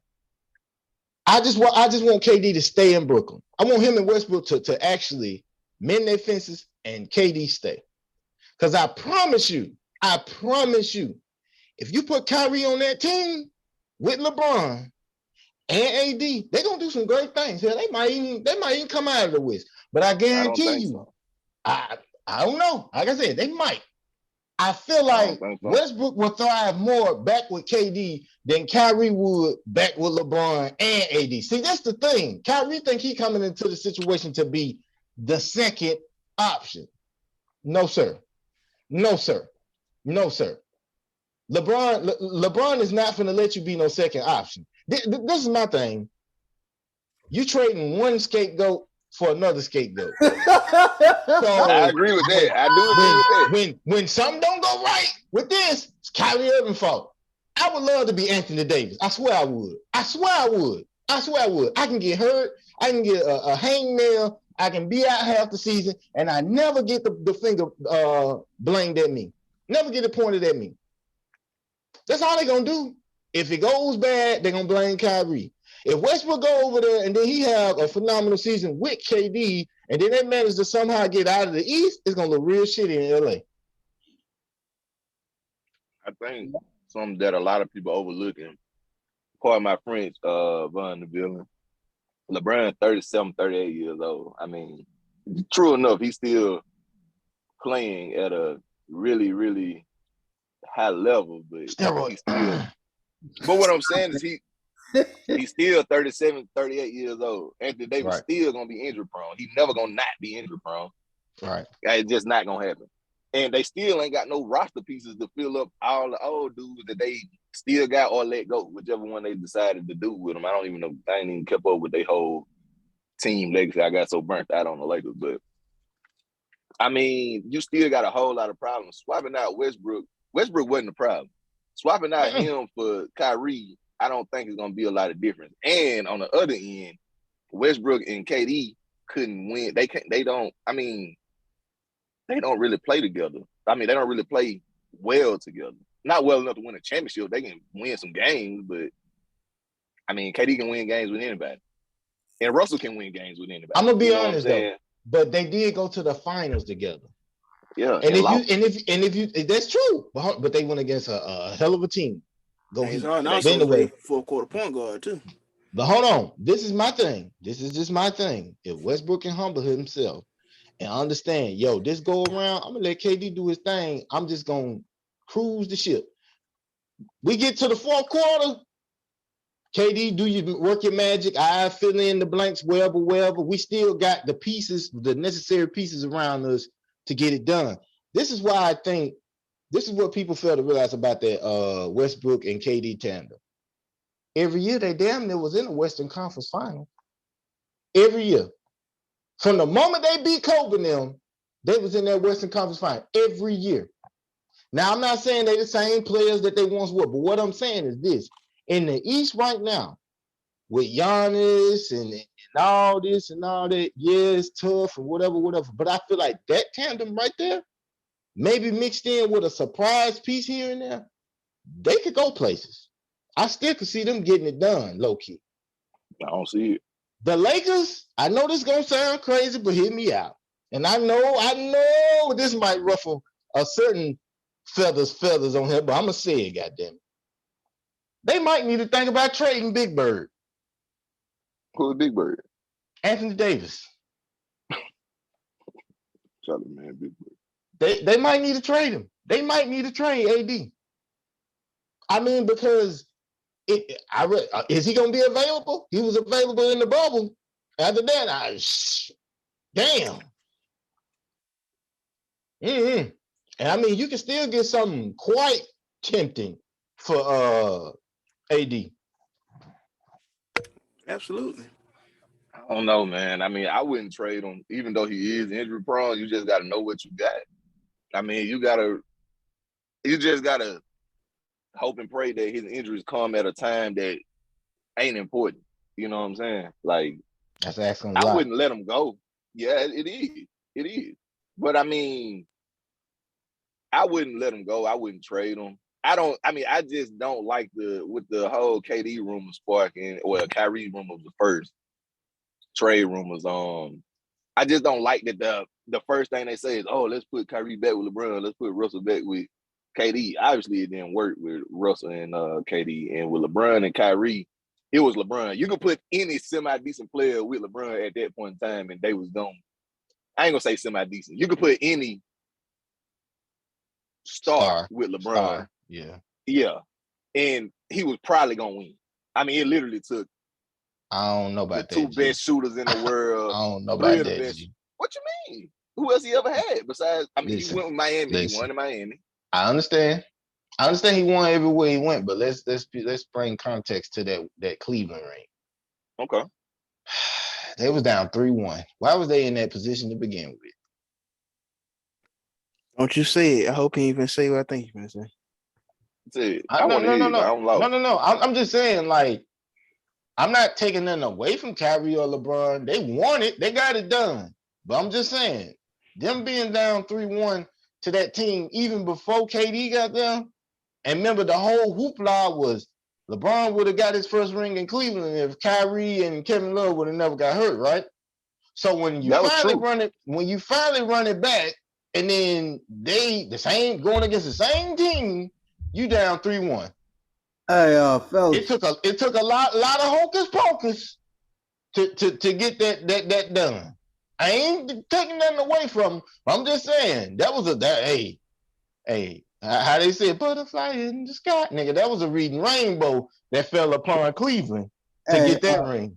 Fellas, I don't know if y'all check shit. I mean, I wouldn't say perfect time. It's never a perfect timing for this, but we on NBA, and news just came down that Bill Russell passed. Damn. Oh wow. Yeah, they're just breaking the news that he passed. He is in my top 3. They said he passed. He passed peacefully with his family on the day. The family came out with a statement. So at 88, Bill Russell just passed away. So everybody, like you said, just wanted to be known. We were talking about sports, and this just down. It's like the perfect time to talk about him, whatever. Yeah, man. Rest in peace, Bill Russell, man. Absolutely. Yeah, rest in peace. Of course, condolences. That man had one of the most contagious laughs ever. If you ever heard Bill Russell laugh, the shit will crack you up. It was hysterical. And he was a legend because he told all them big dudes at his old age, I would have kicked all y'all asses. So you got to respect that man. 11 rings, Vaughn. He is top 3, Vaughn. Top flight of the world, Craig. R.P. Bill Russell, man. Definitely. Condolences. The first, when I got into basketball, the first documentary I ever saw was Bill Russell. Damn, boy, you older than me? No, I'm 30. I'm 30. I'm saying, like, there was a documentary on HBO, and they were talking about the Celtics. And, of course, you ain't talking about the Celtics. Of course, you can't talk about, your cornerstone, Bill Russell. So, for sure, he the one who got me kind of, like, focusing on the game or more intuitive. The right way. Right. Yeah, for sure. Top 3. I don't care what nobody say. Top 3. Mm-hmm. Damn, I would say, you guys got anything else to say on the current NBA situation? What y'all see in the NBA? If y'all got anything to say, man. I want to say something. I got one thing to say. I think that Miami should make a trade and try to get KD.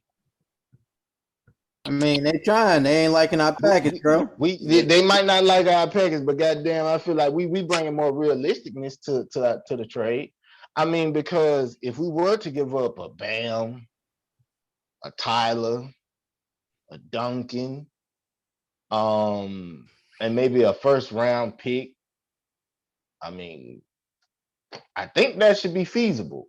I mean what the reports were that I was listening to and reading was that shit. We was willing to do more than just a pick. We was willing to have like 6 pick swaps or whatever. 6? No, we ain't doing that. No, that boy 34.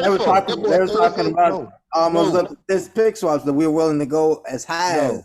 No. So I'm Let like, me. it was want more to than trade. just one pick. They was talking about a lot of picks, and they still rejected our packages and shit like that. So yeah,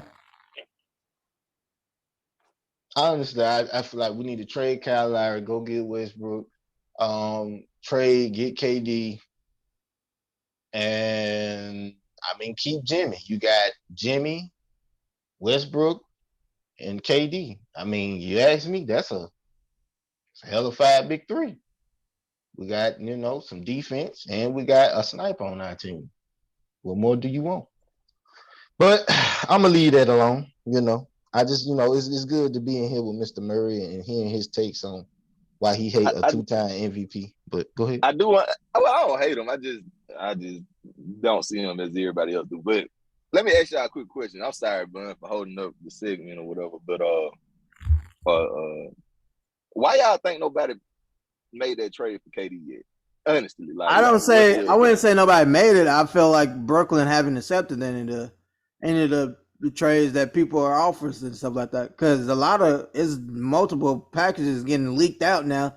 We just heard about the one in Boston that was like over a month old that they offered them. So Brown. Yeah, so Jaylen Brown. They just put the wrong player in it. They just don't want like I said, what they looking for, they want a young player that's an all-star now, somebody they can build around, and then they want draft picks and they want other players. And I guess everybody package that came out so far ain't built up to the standards they want. So, but KD not a young player though. Exactly. They trying to rob. I mean, they're trying to pull one of them Danny Ages. In my opinion, trying to pull one of them Danny Ages. The Celtics ain't shit. If I was Jaylen Brown, I'd be on the next thing smoking on my next contract. Because it's like, nigga, how can you trade me? And I showed and proved in the finals. You need to get rid of this light bright motherfucker over here. He ain't gonna do shit. That's just my opinion. What have you done? I think the best chance of winning together.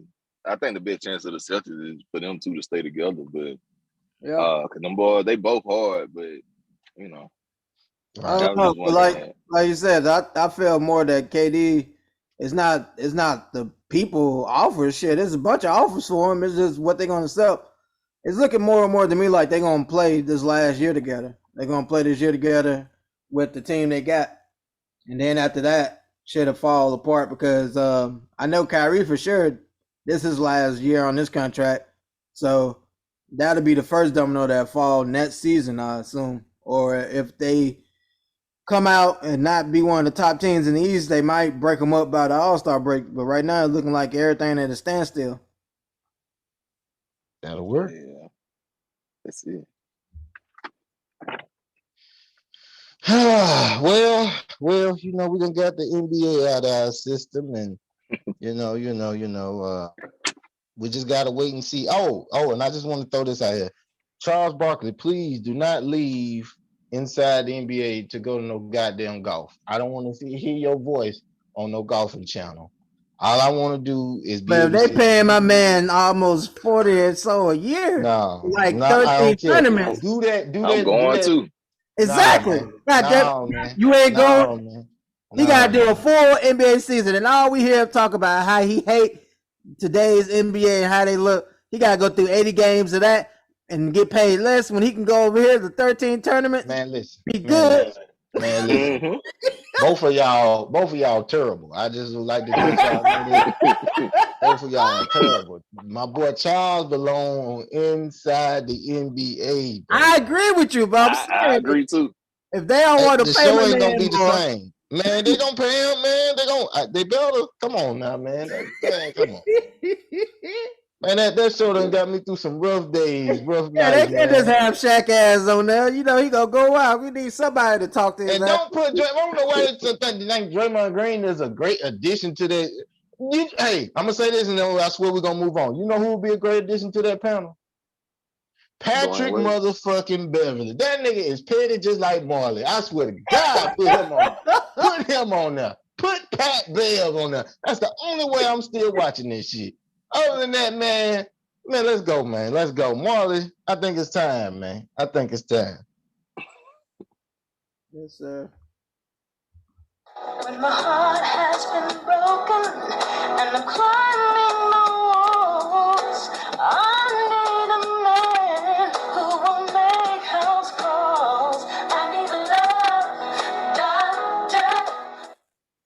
Yeah, y'all. We back up in this thing, and I am the Love Doctor, aka Doc Love, and we here with another edition of the Love Connection. Players, how y'all doing this evening? Doing good doctor. Doing All great. right. You know, I know we got the guest, Mr. Murray, in this thing, so you know, we're gonna start this thing off, and I'm gonna, start with the guest, show him my manners. Mr. LB, let me ask you a question. What's up, man? Simple question. What should a woman bring to the table?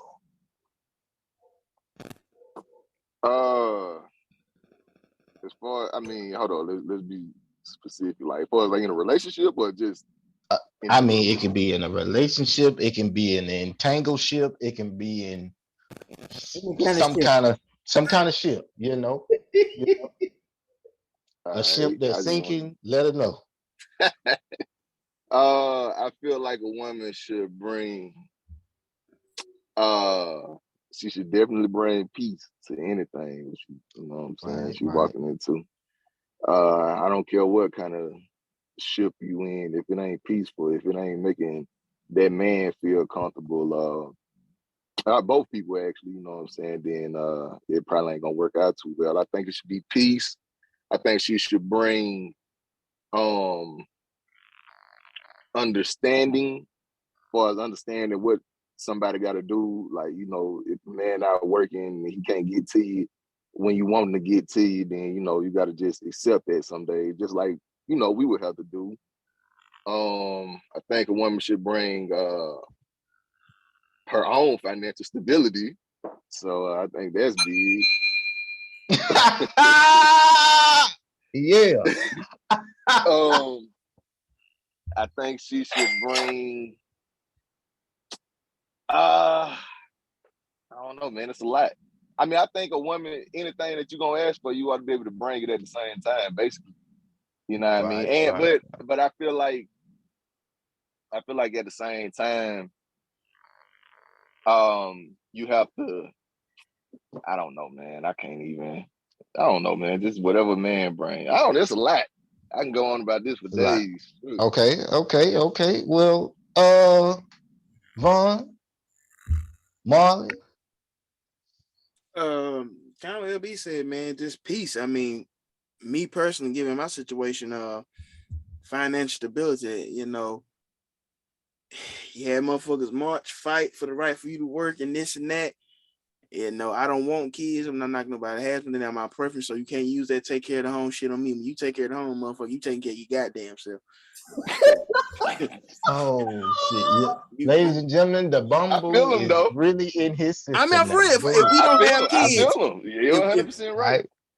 Right. If we don't have kids, that I take care of the home. Who the fuck are you taking care of? Because your black ass is the only one here. Bro. You ain't getting no kind of meals tonight. Go ahead. Are you not staying at this home as well? My nigga said she don't take care of us. Beyonce is married to a billionaire. Then she just drop an album. I'm pretty sure she's gonna be going on tour. If her ass and get out there and record and sing goddamn. Oh bitch, my you God. can fill out the application. Excuse me, calling bitch. Every woman's not a bitch. I'm just, I'm a little tipsy, so that's what you go ahead. A little. I think it said that Jay-Z out here pushing Beyonce on the road. Like, bitch, get out there and work. Gotta go get it. Gotta go get it. Thank you, Pimp and Vaughn. I mean, Marley. What is your take on this, sir? I guess I'm more LB than Vaughn, but shit, I was good. My man said how he summed it up was that, shit, everything that you will want to bring to a relationship, you should be able to provide that as well. I feel like that's the most cool way to sum it up. I like that how he said that. Well, I agree with all the answers, even the pimping ones.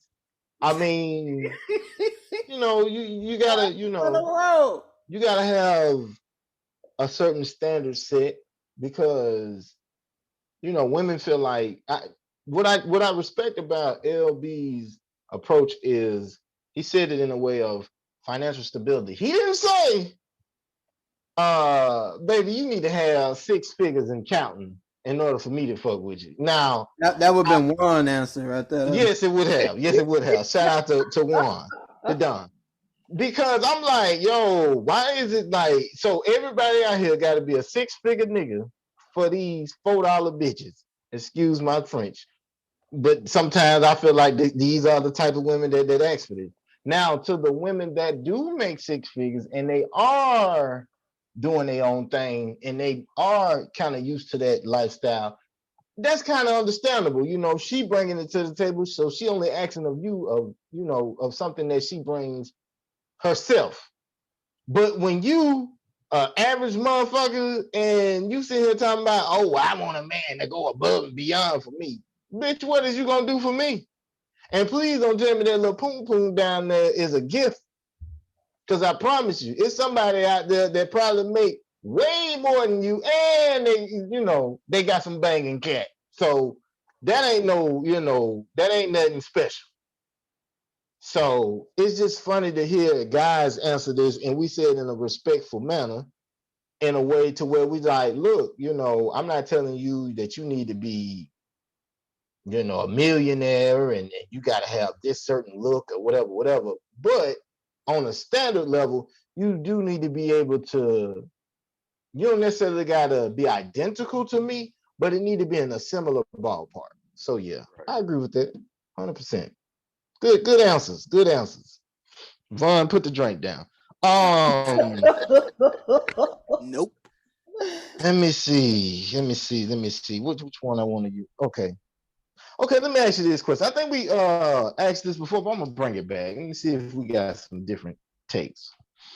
Fellas, say if you met a woman online, say it's been like 3 months, and y'all done, got to know each other in that short time span, and y'all agree upon, meeting up. So basically, you decide that you're going to send for her. So you pay for her flight to get down there, round trip. And you get her down there, and she's beautiful. You checking all the faculties, no Adam's apple, no ding dong. So everything is everything. This is a woman. This is a woman. We are in 2022. I do have to say these things. We are in 2022. We got to say these things. So you got the actual person that that's on the profile pics, and in the midst of this meeting, this lady, you notice that she's not finna give you none. Fellas, are you wrong if you decide to drop her ass back off at the airport? Y'all got the flow. I'll go first. No, I mean, if I've been talking to, if we communicate, if I fly you out, you might as well gone. You already know what it is. There ain't even no discussion about that. I ain't even finna get that off. Like it ain't. Like you already know you're gonna have to drop them drawers. You come around here. If I'm flying you out. Ladies and gentlemen, that's listening to this later on, Mr. Murray got a lot of kids, so therefore he is not playing. He is serious about dropping them drawers. Yeah, no, for sure. Just food for thought. Mother, I don't pull out. Man, if I'm flying you out, if I'm flying you to be taking trips, any of that, if Right. you don't want to have sex, you shouldn't go. I mean, I understand you want to go places, you just got to go work hard and go get a ticket and go with your girls or something. If I'm taking you out there,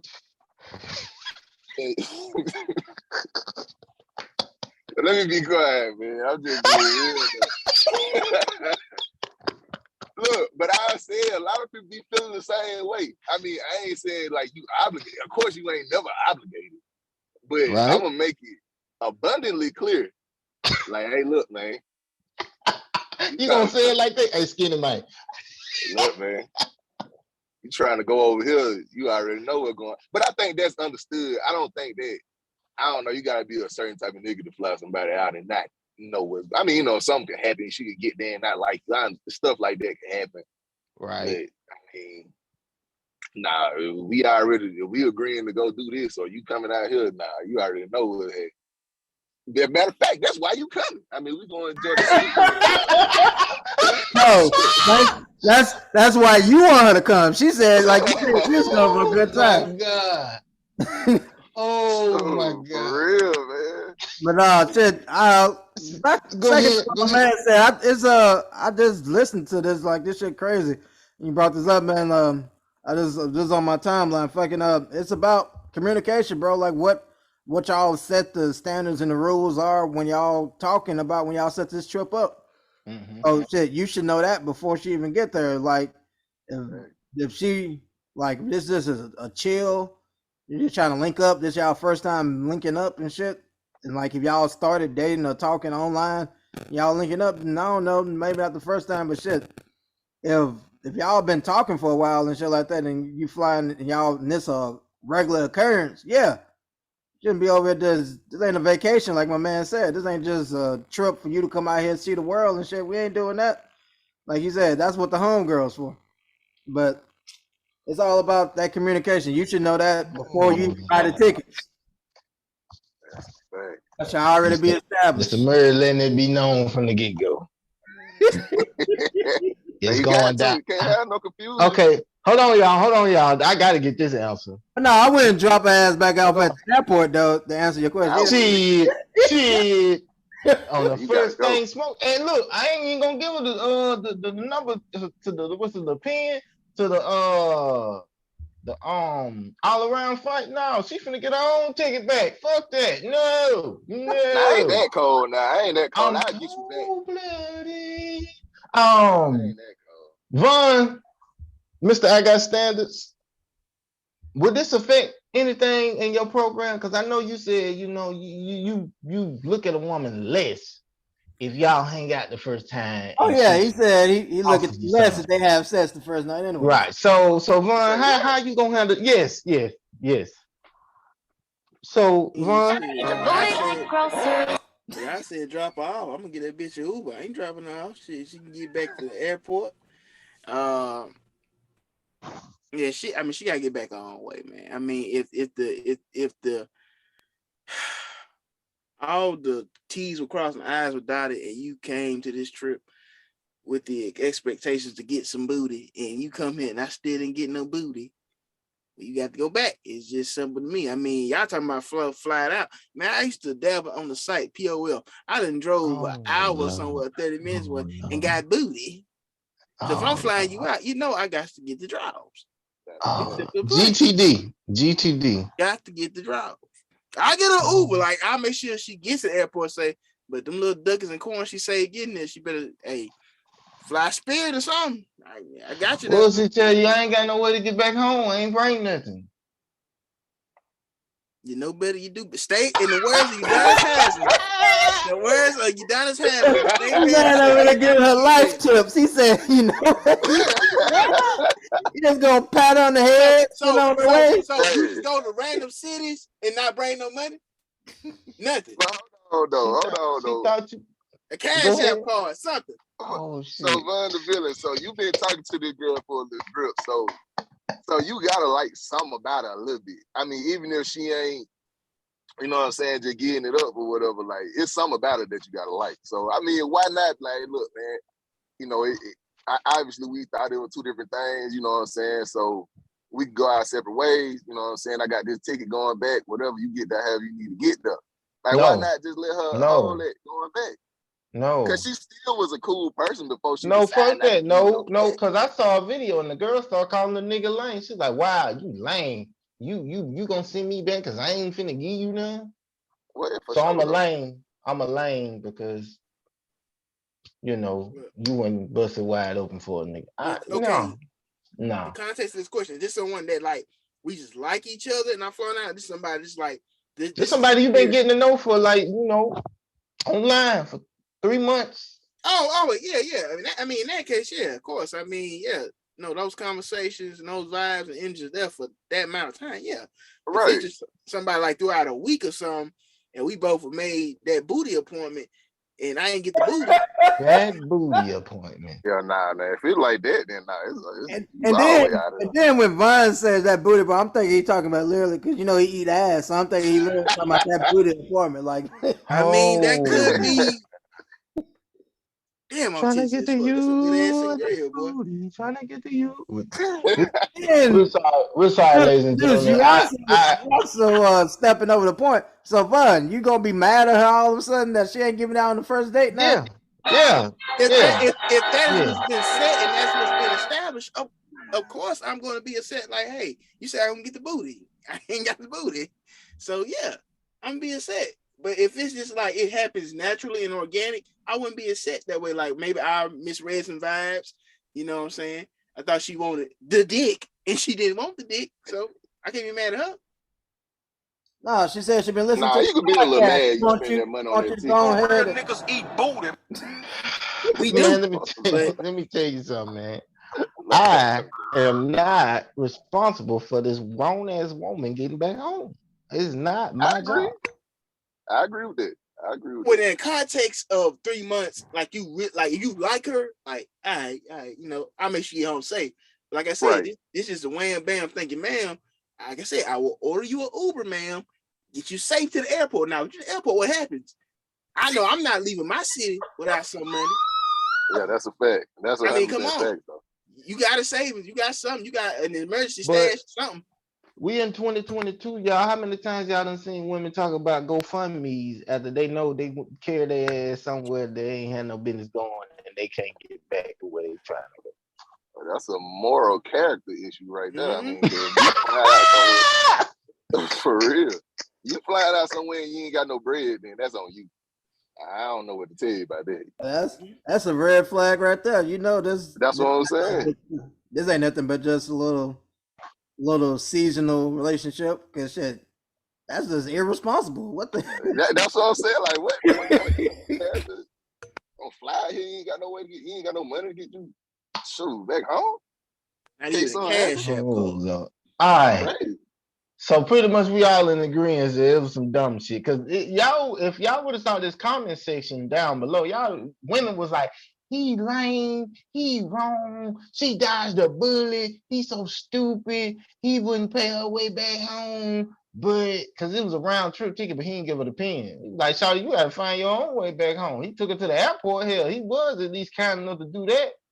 I mean, you know, women was going in on the dude, but I was like, That's, like I said, that's communication. Wasn't That's what the trip was. giving up no That was ass. the trip was talking about, and then Yeah. it didn't happen. Yeah, but like me, I'm like LB. I still like that's what I said I was gonna do. I'll go ahead and stay to my word and send her ass back. Right. But yeah, I'm not finna feel bad about it though. Like shit, yeah, that's Nah, I ain't feeling Really, bad. that'd You be wasting what your we're own talking about. money. If you fly somebody out and then, you know what I'm saying, you pay for their ticket to get there, you can pay for a whole round trip ticket. You wasting your own money on the back end. I mean, that might be the case, but it's just, you know, I can't let her win all the way. She came down here, I had to feed her. you just gotta be petty somehow. Huh? Yeah. Some way I Wait. gotta get right. How long is this woman down here? The woman was down there, I think, for a couple of days. He done fed her and everything. Fed Oh, her. no. Hey, I'm pretty sure he was eating too. Well, she don't want to eat. I don't give a shit, nigga. Hey, she ain't offered it. Look, if I fly you down, you better offer at least once or twice to take the bill when we go out to eat. If you don't do that, that means you got the full ride. You ain't, and you telling me you ain't willing to go to Space Mountain one time with me? Fuck you. Hey, man, nah. Hey, matter of fact, on that subject, when I fly you out, the first thing you need to be doing when you leave the airport, going to jump in the shower so we can go and do whatever we got to do. My boy, So, you damn skippy. I mean, that need to be off top. If we go eat lunch or something like that, or dinner or whatever. Don't hey, mop me up when we get in the car. You know what I'm saying? I mean, like we got to go and get that out the way. Right.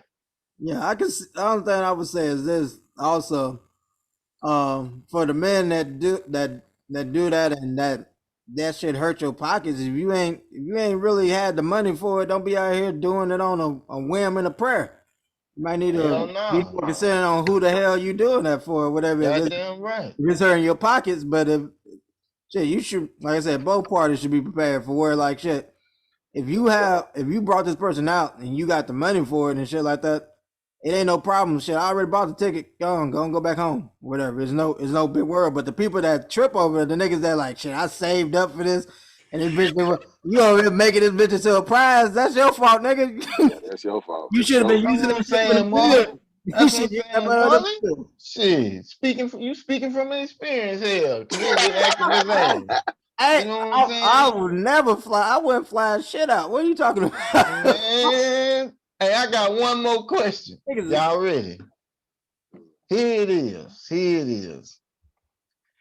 If you see your girl getting jumped by 4 women, would you jump in?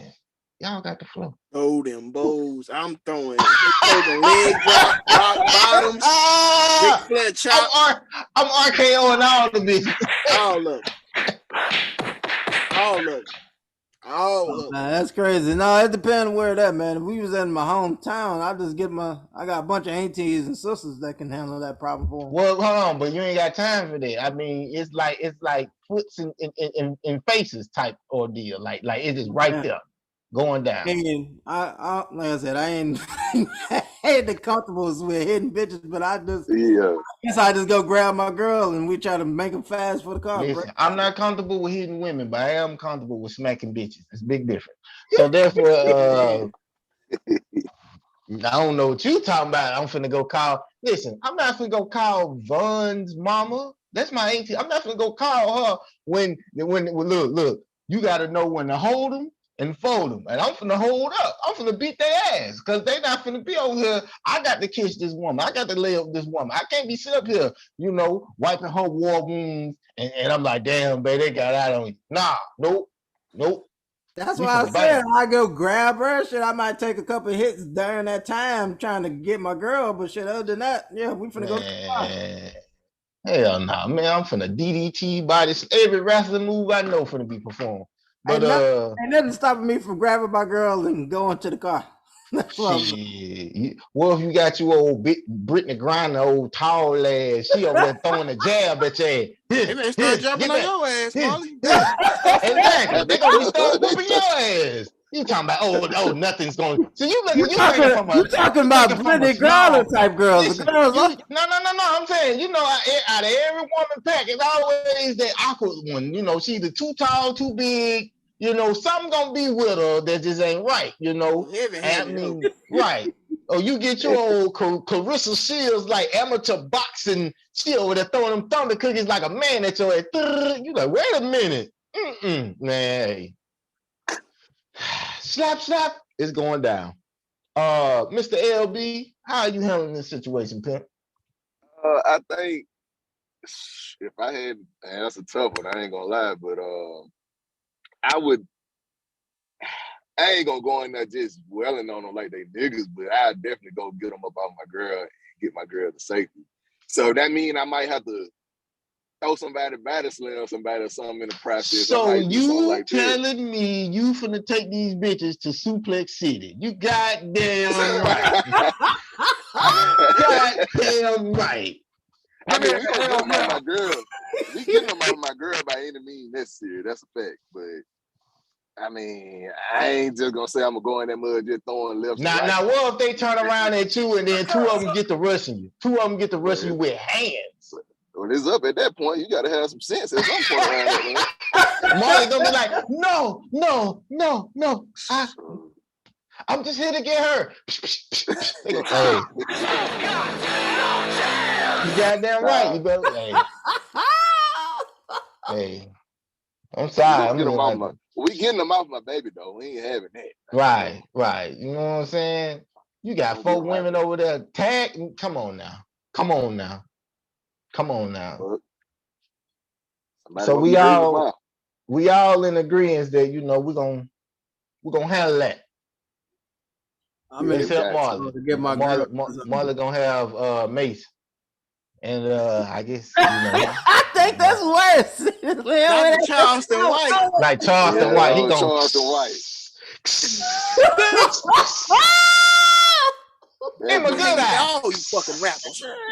That Your man said roaches in my to me. good eye.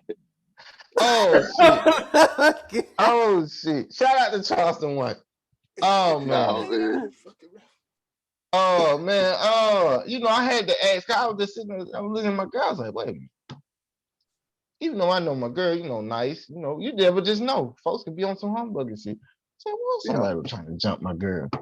I like, shit, it ain't need no question. As soon as I assess the situation, I'm gonna see if I gotta use brute force or if I gotta, just, bag them off. Now, if I gotta take you to Suplex City, then it's already up from the get-go. That is it. Yeah. I'm Roman Reigns, Superman punching holes from the get. Knock you out from the gate. Might even got a spare bitch or two. That's all right. We're gonna get my girl back home safe. Everything. Just saying. So long as we here to protect, that's our job. It seems like we did pretty good. I can tell that question, about the whole flying home, everybody is in agreement, man. Hey, if you ain't setting out them cakes, you might need to stay your ass where you at. That concludes the love connection. Y'all got anything else before we move to this final segue? I'm good. Doctor. Yeah, I'm good. Okay. Well, ladies and gentlemen, we are at the end of the show. And it's been a lovely show. It seemed like it went back kind of quick. We gotta get it off your chest / Black History all year long. Fellas, y'all got the flow. Vaughn, I know you ain't gonna say much because you probably through. We might not even get an episode uploaded. You drunk as fuck today. I've been drinking. So I'm just gonna pray about it. Yeah, I know. No, you're not finna do that. Von say. No, not right now. Y'all got the flow, man. Oh shit. This nigga right here. This is why. Whew. Stop it. Oh my god. That had to be the that had to be the cleanest love connection segue I ever had. It was hardly any of his escapades today. I am proud of him. Yeah, You gonna lie? I thought y'all I think forever. I think he fell asleep during the NBA thing and recovered because he was sound as a motherfucker during that segment. So I think he recovered a little bit. No, man, you wanna, I don't want to sound biased, but you're one of my favorite guests to ever come on this show, man. So man, I try to keep it classy for you. You know what I'm saying? I ain't want to do too much ass eating questions and all. Now, if you want me, I can open it back up and we can get to it. Just let me know. Hey man. Hey, look, what they call my boy? What they just call my boy back in school? D Scrokes. Hey, bro. Oh my God! Y'all went to school together. Yeah. Oh my. So okay. So hold on. Let me open the love connection up just for a brief moment back. Here it is, right here. All right. Let me ask you this. See, I'm a little older than y'all. I'm at least 5 years deeper than y'all. So I got to ask this because this always puzzles my brain. How in the hell do y'all call another man? Hey, that's that nigga D Strokes. Bro. So y'all cool with calling each other y'all, what is this? Y'all 6 names for when y'all join the industry? I mean, I don't know, bro. What is this? I ain't never called that man no D Stroke, but I do call him Jody because that's how I met him. Yeah, you know what I'm saying? Back where I'm from, you know who Jody is. So right. You know what I'm saying? I always just called him Jody. So that was my guy. So I was like, man, they got a connection. That's my guy right there, Jody. Any nigga that can call himself Jody, he all right with me. But let me tell you something. But see, I got some more questions. See, I'm glad you said. See, you should have never said. Now, when you come on this show, I'm gonna fuck you up. I'm gonna have some fucked up questions on love connection. Here it is. All right, here we go. Can you really call a brother Jody if he out here pissing on bitches like Kels? Okay, man. Listen. R. Kelly a wild boy, man. That's all I can say. Hey, that get you 30 years in the swing. Exactly. R. Kelly a wild boy. Exactly. I mean, He a because different level. I don't this do is the thing. anything that was never consensual. Let me tell you something. This is what gets me. What episode we on right now? 97? 72, bro. 72? Yeah, nigga, episode 72. Nigga, I thought we was in the 90s. Anyway, Damn. I don't know why. Been drinking? Yeah, I probably have. No, actually, I know why, because Marlon had mentioned something about 90. I said, damn, we already in the 90. I get now what he was saying, but no, I digress. Back to the 70s. Okay, we've been on 70-something episodes, right? How is it? And this has been my cut. I've known him all his life. But he still somehow seems to amaze me with new shit that is more disgusting than the previous shit he done said week in and week out. And it's only so much nasty shit you can do in a lifespan. And he ain't number 29. You can't be that goddamn fucked up and you that young. Like, he speak on shit that you would think a motherfucker in they like 40s, 50s, 60s, that they be like, yeah, back in the day, we just didn't care. What's his excuse? He only 29. Hey, man, I say this. These girl these days ain't playing. They coming with it. So you're going to have to step your game up out here messing with these girls, man. They coming with it. That's what y'all call it, step your game up? You got to. Let me give you a phrase that I give my cousin all the time. You ready? You ready, Mr. Murray? What's up? When was dick not enough? Hey, man, it ain't enough these days. You look at it from creative with that, man. Okay. I explained last week, like, I'm a giver by nature, especially sexually. Like, it's something I get out of seeing a woman, not every woman. Don't do this shit to every woman, ladies and gentlemen. Please don't do this shit to every woman. A woman I'm with, and I'm taking to that sexual threshold of how she reacts to what I'm doing to her and her body. Like, that turns me on, seeing her get turned on. Like, your reproductive organs are nothing but muscles. It's like working out. If you do the same workout for you, yeah, man, burn at first, no pun intended. You may get that effect, but at the while it's gonna start wearing out. You're gonna lose that so I like how you putting all this into scientific terms, but this still doesn't negate the fact that you sucking farts out of women's asses. I don't get that. I just don't. I don't get that. But I have and Mr. Murray is laughing. So he died. I know he a part of your bag of the on a throne of lies. I know you gotta send him his bag, because what y'all call it, the EBG or something like that? Oh, you're a part of the EBC, the Booty Clique, EABC. Yeah, man. Hey. Oh no, man! Come on, man. Well, hey, it must have been something wrong. You and him the same age, right? I'm 30. Oh, hell no. Oh, no, man. You even worse. You're an older EABC nigga. Oh, Lord. Man, what was going on around y'all?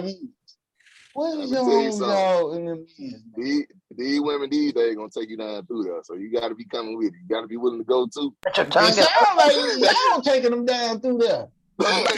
These women. Cause you ain't never been receiving. Busting her asshole open. I can't hear that. Marley got Crip Mac playing. Go ahead.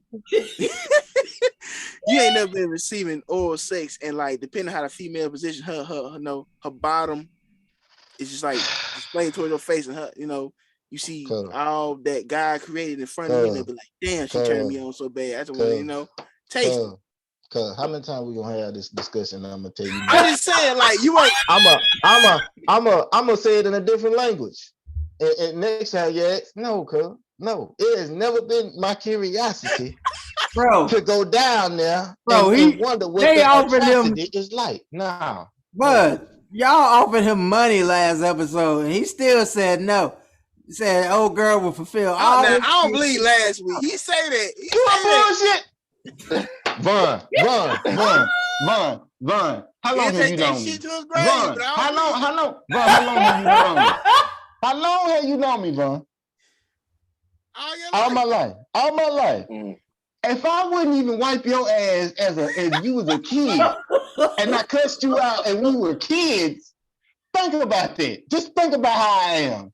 This has been embedded in me since childhood. It only got worse now I'm an adult. No, nigga. No. Mm-mm. It ain't I'm that sorry, bad, sir. Hey, it might ain't bad, not y'all be for make it seem y'all. like it. Ain't nothing wrong with it. Ain't nothing wrong with If it. she on her hygiene, it's not bad as y'all make it seem. Yeah. It ain't for me. And It if ain't you for gonna me. mess with a Listen, chick, she gotta be clean. That's clean. Got to keep Listen, that ass clean. why y'all? This what gets me. This what gets me. Y'all bombard me with all this ass eating escapade, but then you got the Mr. Giggles over here. Y'all ain't saying nothing to him, and he married. So you know what is he doing? I think it's different for everybody. You know, like they might not want to go. That might not be something that they comfortable with. But they might have been together for a long time. But I'm just saying, like out here today, No. Cause let me tell One you, of let them me stop drunk you right nights. there. One of them drunk. I done known. man, I done known my girl longer than he done known my cousin. I know that for a fact. Marlon, It's still been 8 almost 9 years, nigga. So it's still a long time. one of them nights and mornings y'all drinking on the mimosas, and I'm whatever y'all do how y'all do it. My girl is older than Juice. She ain't in that goddamn lane, bro. There ain't no young millennial you talking about. She's past. Y'all think this is a millennial? That is thing. not. Y'all think this is a millennial thing? Ass eating has been around forever. Who you at? Your daddy? Y'all crazy, man. Hey, he passed down the legacy book. These guys, techniques been in our family for decades. These women got shit. Hey, it be I like think people are really just 40-year-old, opening up 30, to meet it. Hey, my man, the avatar of ass eating, he got his. Listen, Lord's will. In September, I'll be 33 years old. I'm not. No, you sir. Should try it. No, sir. Bro, I should not. Like, how can you say, I should not. I should not. I don't like this, but I ain't never tried it. I mean, you don't know. Pause. I get what I said that at one time. I get what you're saying, but you have to. You missing the key cornerstone point. You have to be interested in order to be intrigued to want to go try something, right? If I'm not interested, why would I want to try it? Not interested now. You never know in the future. Never. What are you talking about? Exactly. It was never. Just never. Let me ask you something, Juice. Let me ask you a question real quick. Go ahead. Let's say you down there eating, you know what I'm saying? You eating your girl out or whatever, and she just starts squirting all over your face. She just squirting. You just eating it, she just squirting all over your face. What do you do in that situation? Do you continue to eat? Let me tell you something. Let me give you the real context of me. What? My girl will tell you, I'm rarely going down there eating that. So, selfish son of a bitch. I'm disgusting for not doing. Okay. You said selfish. She didn't say disgusting. Selfish. I'm selfish. This is my thing. When was a massage and dick not enough? That's all I want to know. That's what I want to know. That's what I want to know, man. When was it not enough? When was it not enough? Boy, hell no, man. Hey, bro, you a perfect description of that meme they got when they say your boyfriend asks you, hey, babe, you need a massage. Next thing you know, he inside you. That hell no. Hey. I'm here to serve my purpose. I'm here to serve my purpose. My purpose is to bring my, you know what I'm saying, my goddamn manhood and, insert it into her female nature. And see, my thing of it is that has nothing to do with me taste testing none of that other shit y'all got going on over there. No. Hell no. No. See, I forgot LB one of the more nasty ass niggas too. Now boy. Hey, when next time you coming to this show, I got something for your ass. got some back for whatever y'all need. He was dropping throughout the show. Man, we gonna have you back sooner than you think, and I promise you, Martin, that is gonna be a legendary episode because I'm gonna be on his ass about every boy. You should have never said that. You should never said that. You should never said that. This don't make no sense. You what? So let me guess. When y'all was in school, y'all was just what in class, just having these. I don't know what the fuck. What was y'all talking about? Nah, see, I met him in Walmart. We used to work together. You know. Well, when y'all was at Walmart, man, I don't even want that. Man, that's even worse. That's even worse because you in Walmart, and then just imagine the women that come in and out of that motherfucker all through the day. So I can only imagine the conversations y'all had. Man, yeah, man, I stick my tongue all up. No, bro. I had some conversations like that. I don't think I ever presented myself like that at work. I was like a real professional. I thought I was always. We must talk about sports because he. Wait. What the fuck? What the fuck is his excuse? Because I know he ain't no professional. First off, I am very professional, motherfucker. You nasty. I just tend to be an open book. Ain't no way. If every nigga in there, if my mama comes in there, she's like, why he calling Davon Jody? He got it on his name tag. Nigga, you are not professional. I know this. I know this. I will say he gotta be in there. Yeah, you remember the break pack Gary used to have back there? Yeah. And one time she went to the jewelry counter, I was trying to get her for like months and months. And y'all talking grease over there, not to be too TMI. I got a little rock solid. And unfortunately, one of the cashiers coming up to ask her a question and she seen me. So she was quite repulsed, but she didn't stop looking. So I think. Oh my God. Hey man, them Walmart days. Oh yeah. Them was some good days, right? I had my time in there. Two sick niggas on this damn show reminiscing. When niggas say them Walmart days, oh my God. Look at it. Look down. I ain't looking at your fucking divine. I'm not looking at your fucking dick. Look at it. What the fuck? Oh man. All right, yeah. And that, ladies and gentlemen, is where we finna cut off the show right there. That's where we finna go. I was this nigga right here. Damn, you just fucked up my Black History moment. I can't go after that. Like I was finna shout out people and shit. Damn, let's just get off this. Oh man. If that nigga didn't sound like a goddamn president, look at it. Just look. I know, right? Oh, no. I was depressing. It's uncomfortable and all this other shit. Out of all the maneuvers and techniques I done taught you, I ain't never told you to tell no bitch. Look at it. Just look at it. No. Amen. Like, share, comment, and subscribe to this channel. LB, it's been a pleasure having you on this show, Mr. Murray. You will get that ass chewed out next time we get on the show. You will be getting questions about every fucked up thing that I can possibly think of. So Marlon, had your drop board ready. Because I promise you, it's gonna be some shit said on that necklace. I promise you. I'm gonna get some hot clips. You're gonna have some went one on the show. Fat is coming back to the show pretty soon. Y'all just stay tuned. Y'all got anything else to say? Y'all niggas is gross. Just look at it. No! Stop! God damn it! I'm just playing this back in my head. Like, what woman is gonna take this into consideration? You know what? Go ahead, y'all. Yeah. Just appreciate everybody that y'all still with us at this point of the podcast and shit, man. Continue to check us out on all the platforms and everything. Von, get some help. Nice seeing you at LB. Most definitely. Appreciate it, man. To Catch a Predator, Chris Hansen, you got anything to say?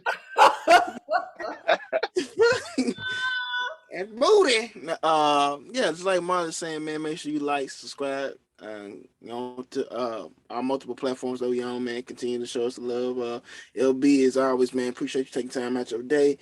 And fellas, if your girl's sitting on your face, make sure you have a cold some type of form of motion, let her know like you can't breathe. God. And if you're okay with that, you have like a suffocating phobia, that's all right too. man. But long as it's Hey, consensual and y'all okay. Hey, you know Vince McMahon just had to quit WWE. We ain't got paid for it. You gotta chill out. That's why I said consensual. Consensual. You gotta chill out. LB, you wanna wrap up the show, man? You got anything you wanna say, man? Man, I just want to say I appreciate y'all, boys, man. Listen to y'all every week. I appreciate y'all having me on, man. And, don't be flying none of these girls out without getting some vagina from them. I'll just say that. So don't do that. But nah, man, I enjoyed y'all, man, for sure. Hope to do it again soon. And ladies, he do eat ass on Sunday. Anyway, on that note, we're gonna get out of this thing. It's been another legendary one.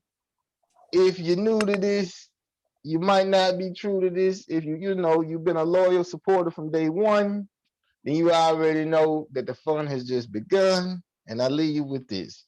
Tough times don't last, but tough people do. We are the fam. I'm just saying 48. I promise you, Nick, the next time y'all see LB on that goddamn title description, y'all better tune into that show, because I promise you, it's gonna be something epic. And we about this thing. When I'm alone in my room, sometimes I stare at the Man, wall, get your put my ass hand up down out, my man. boxes, then I pick up my ball.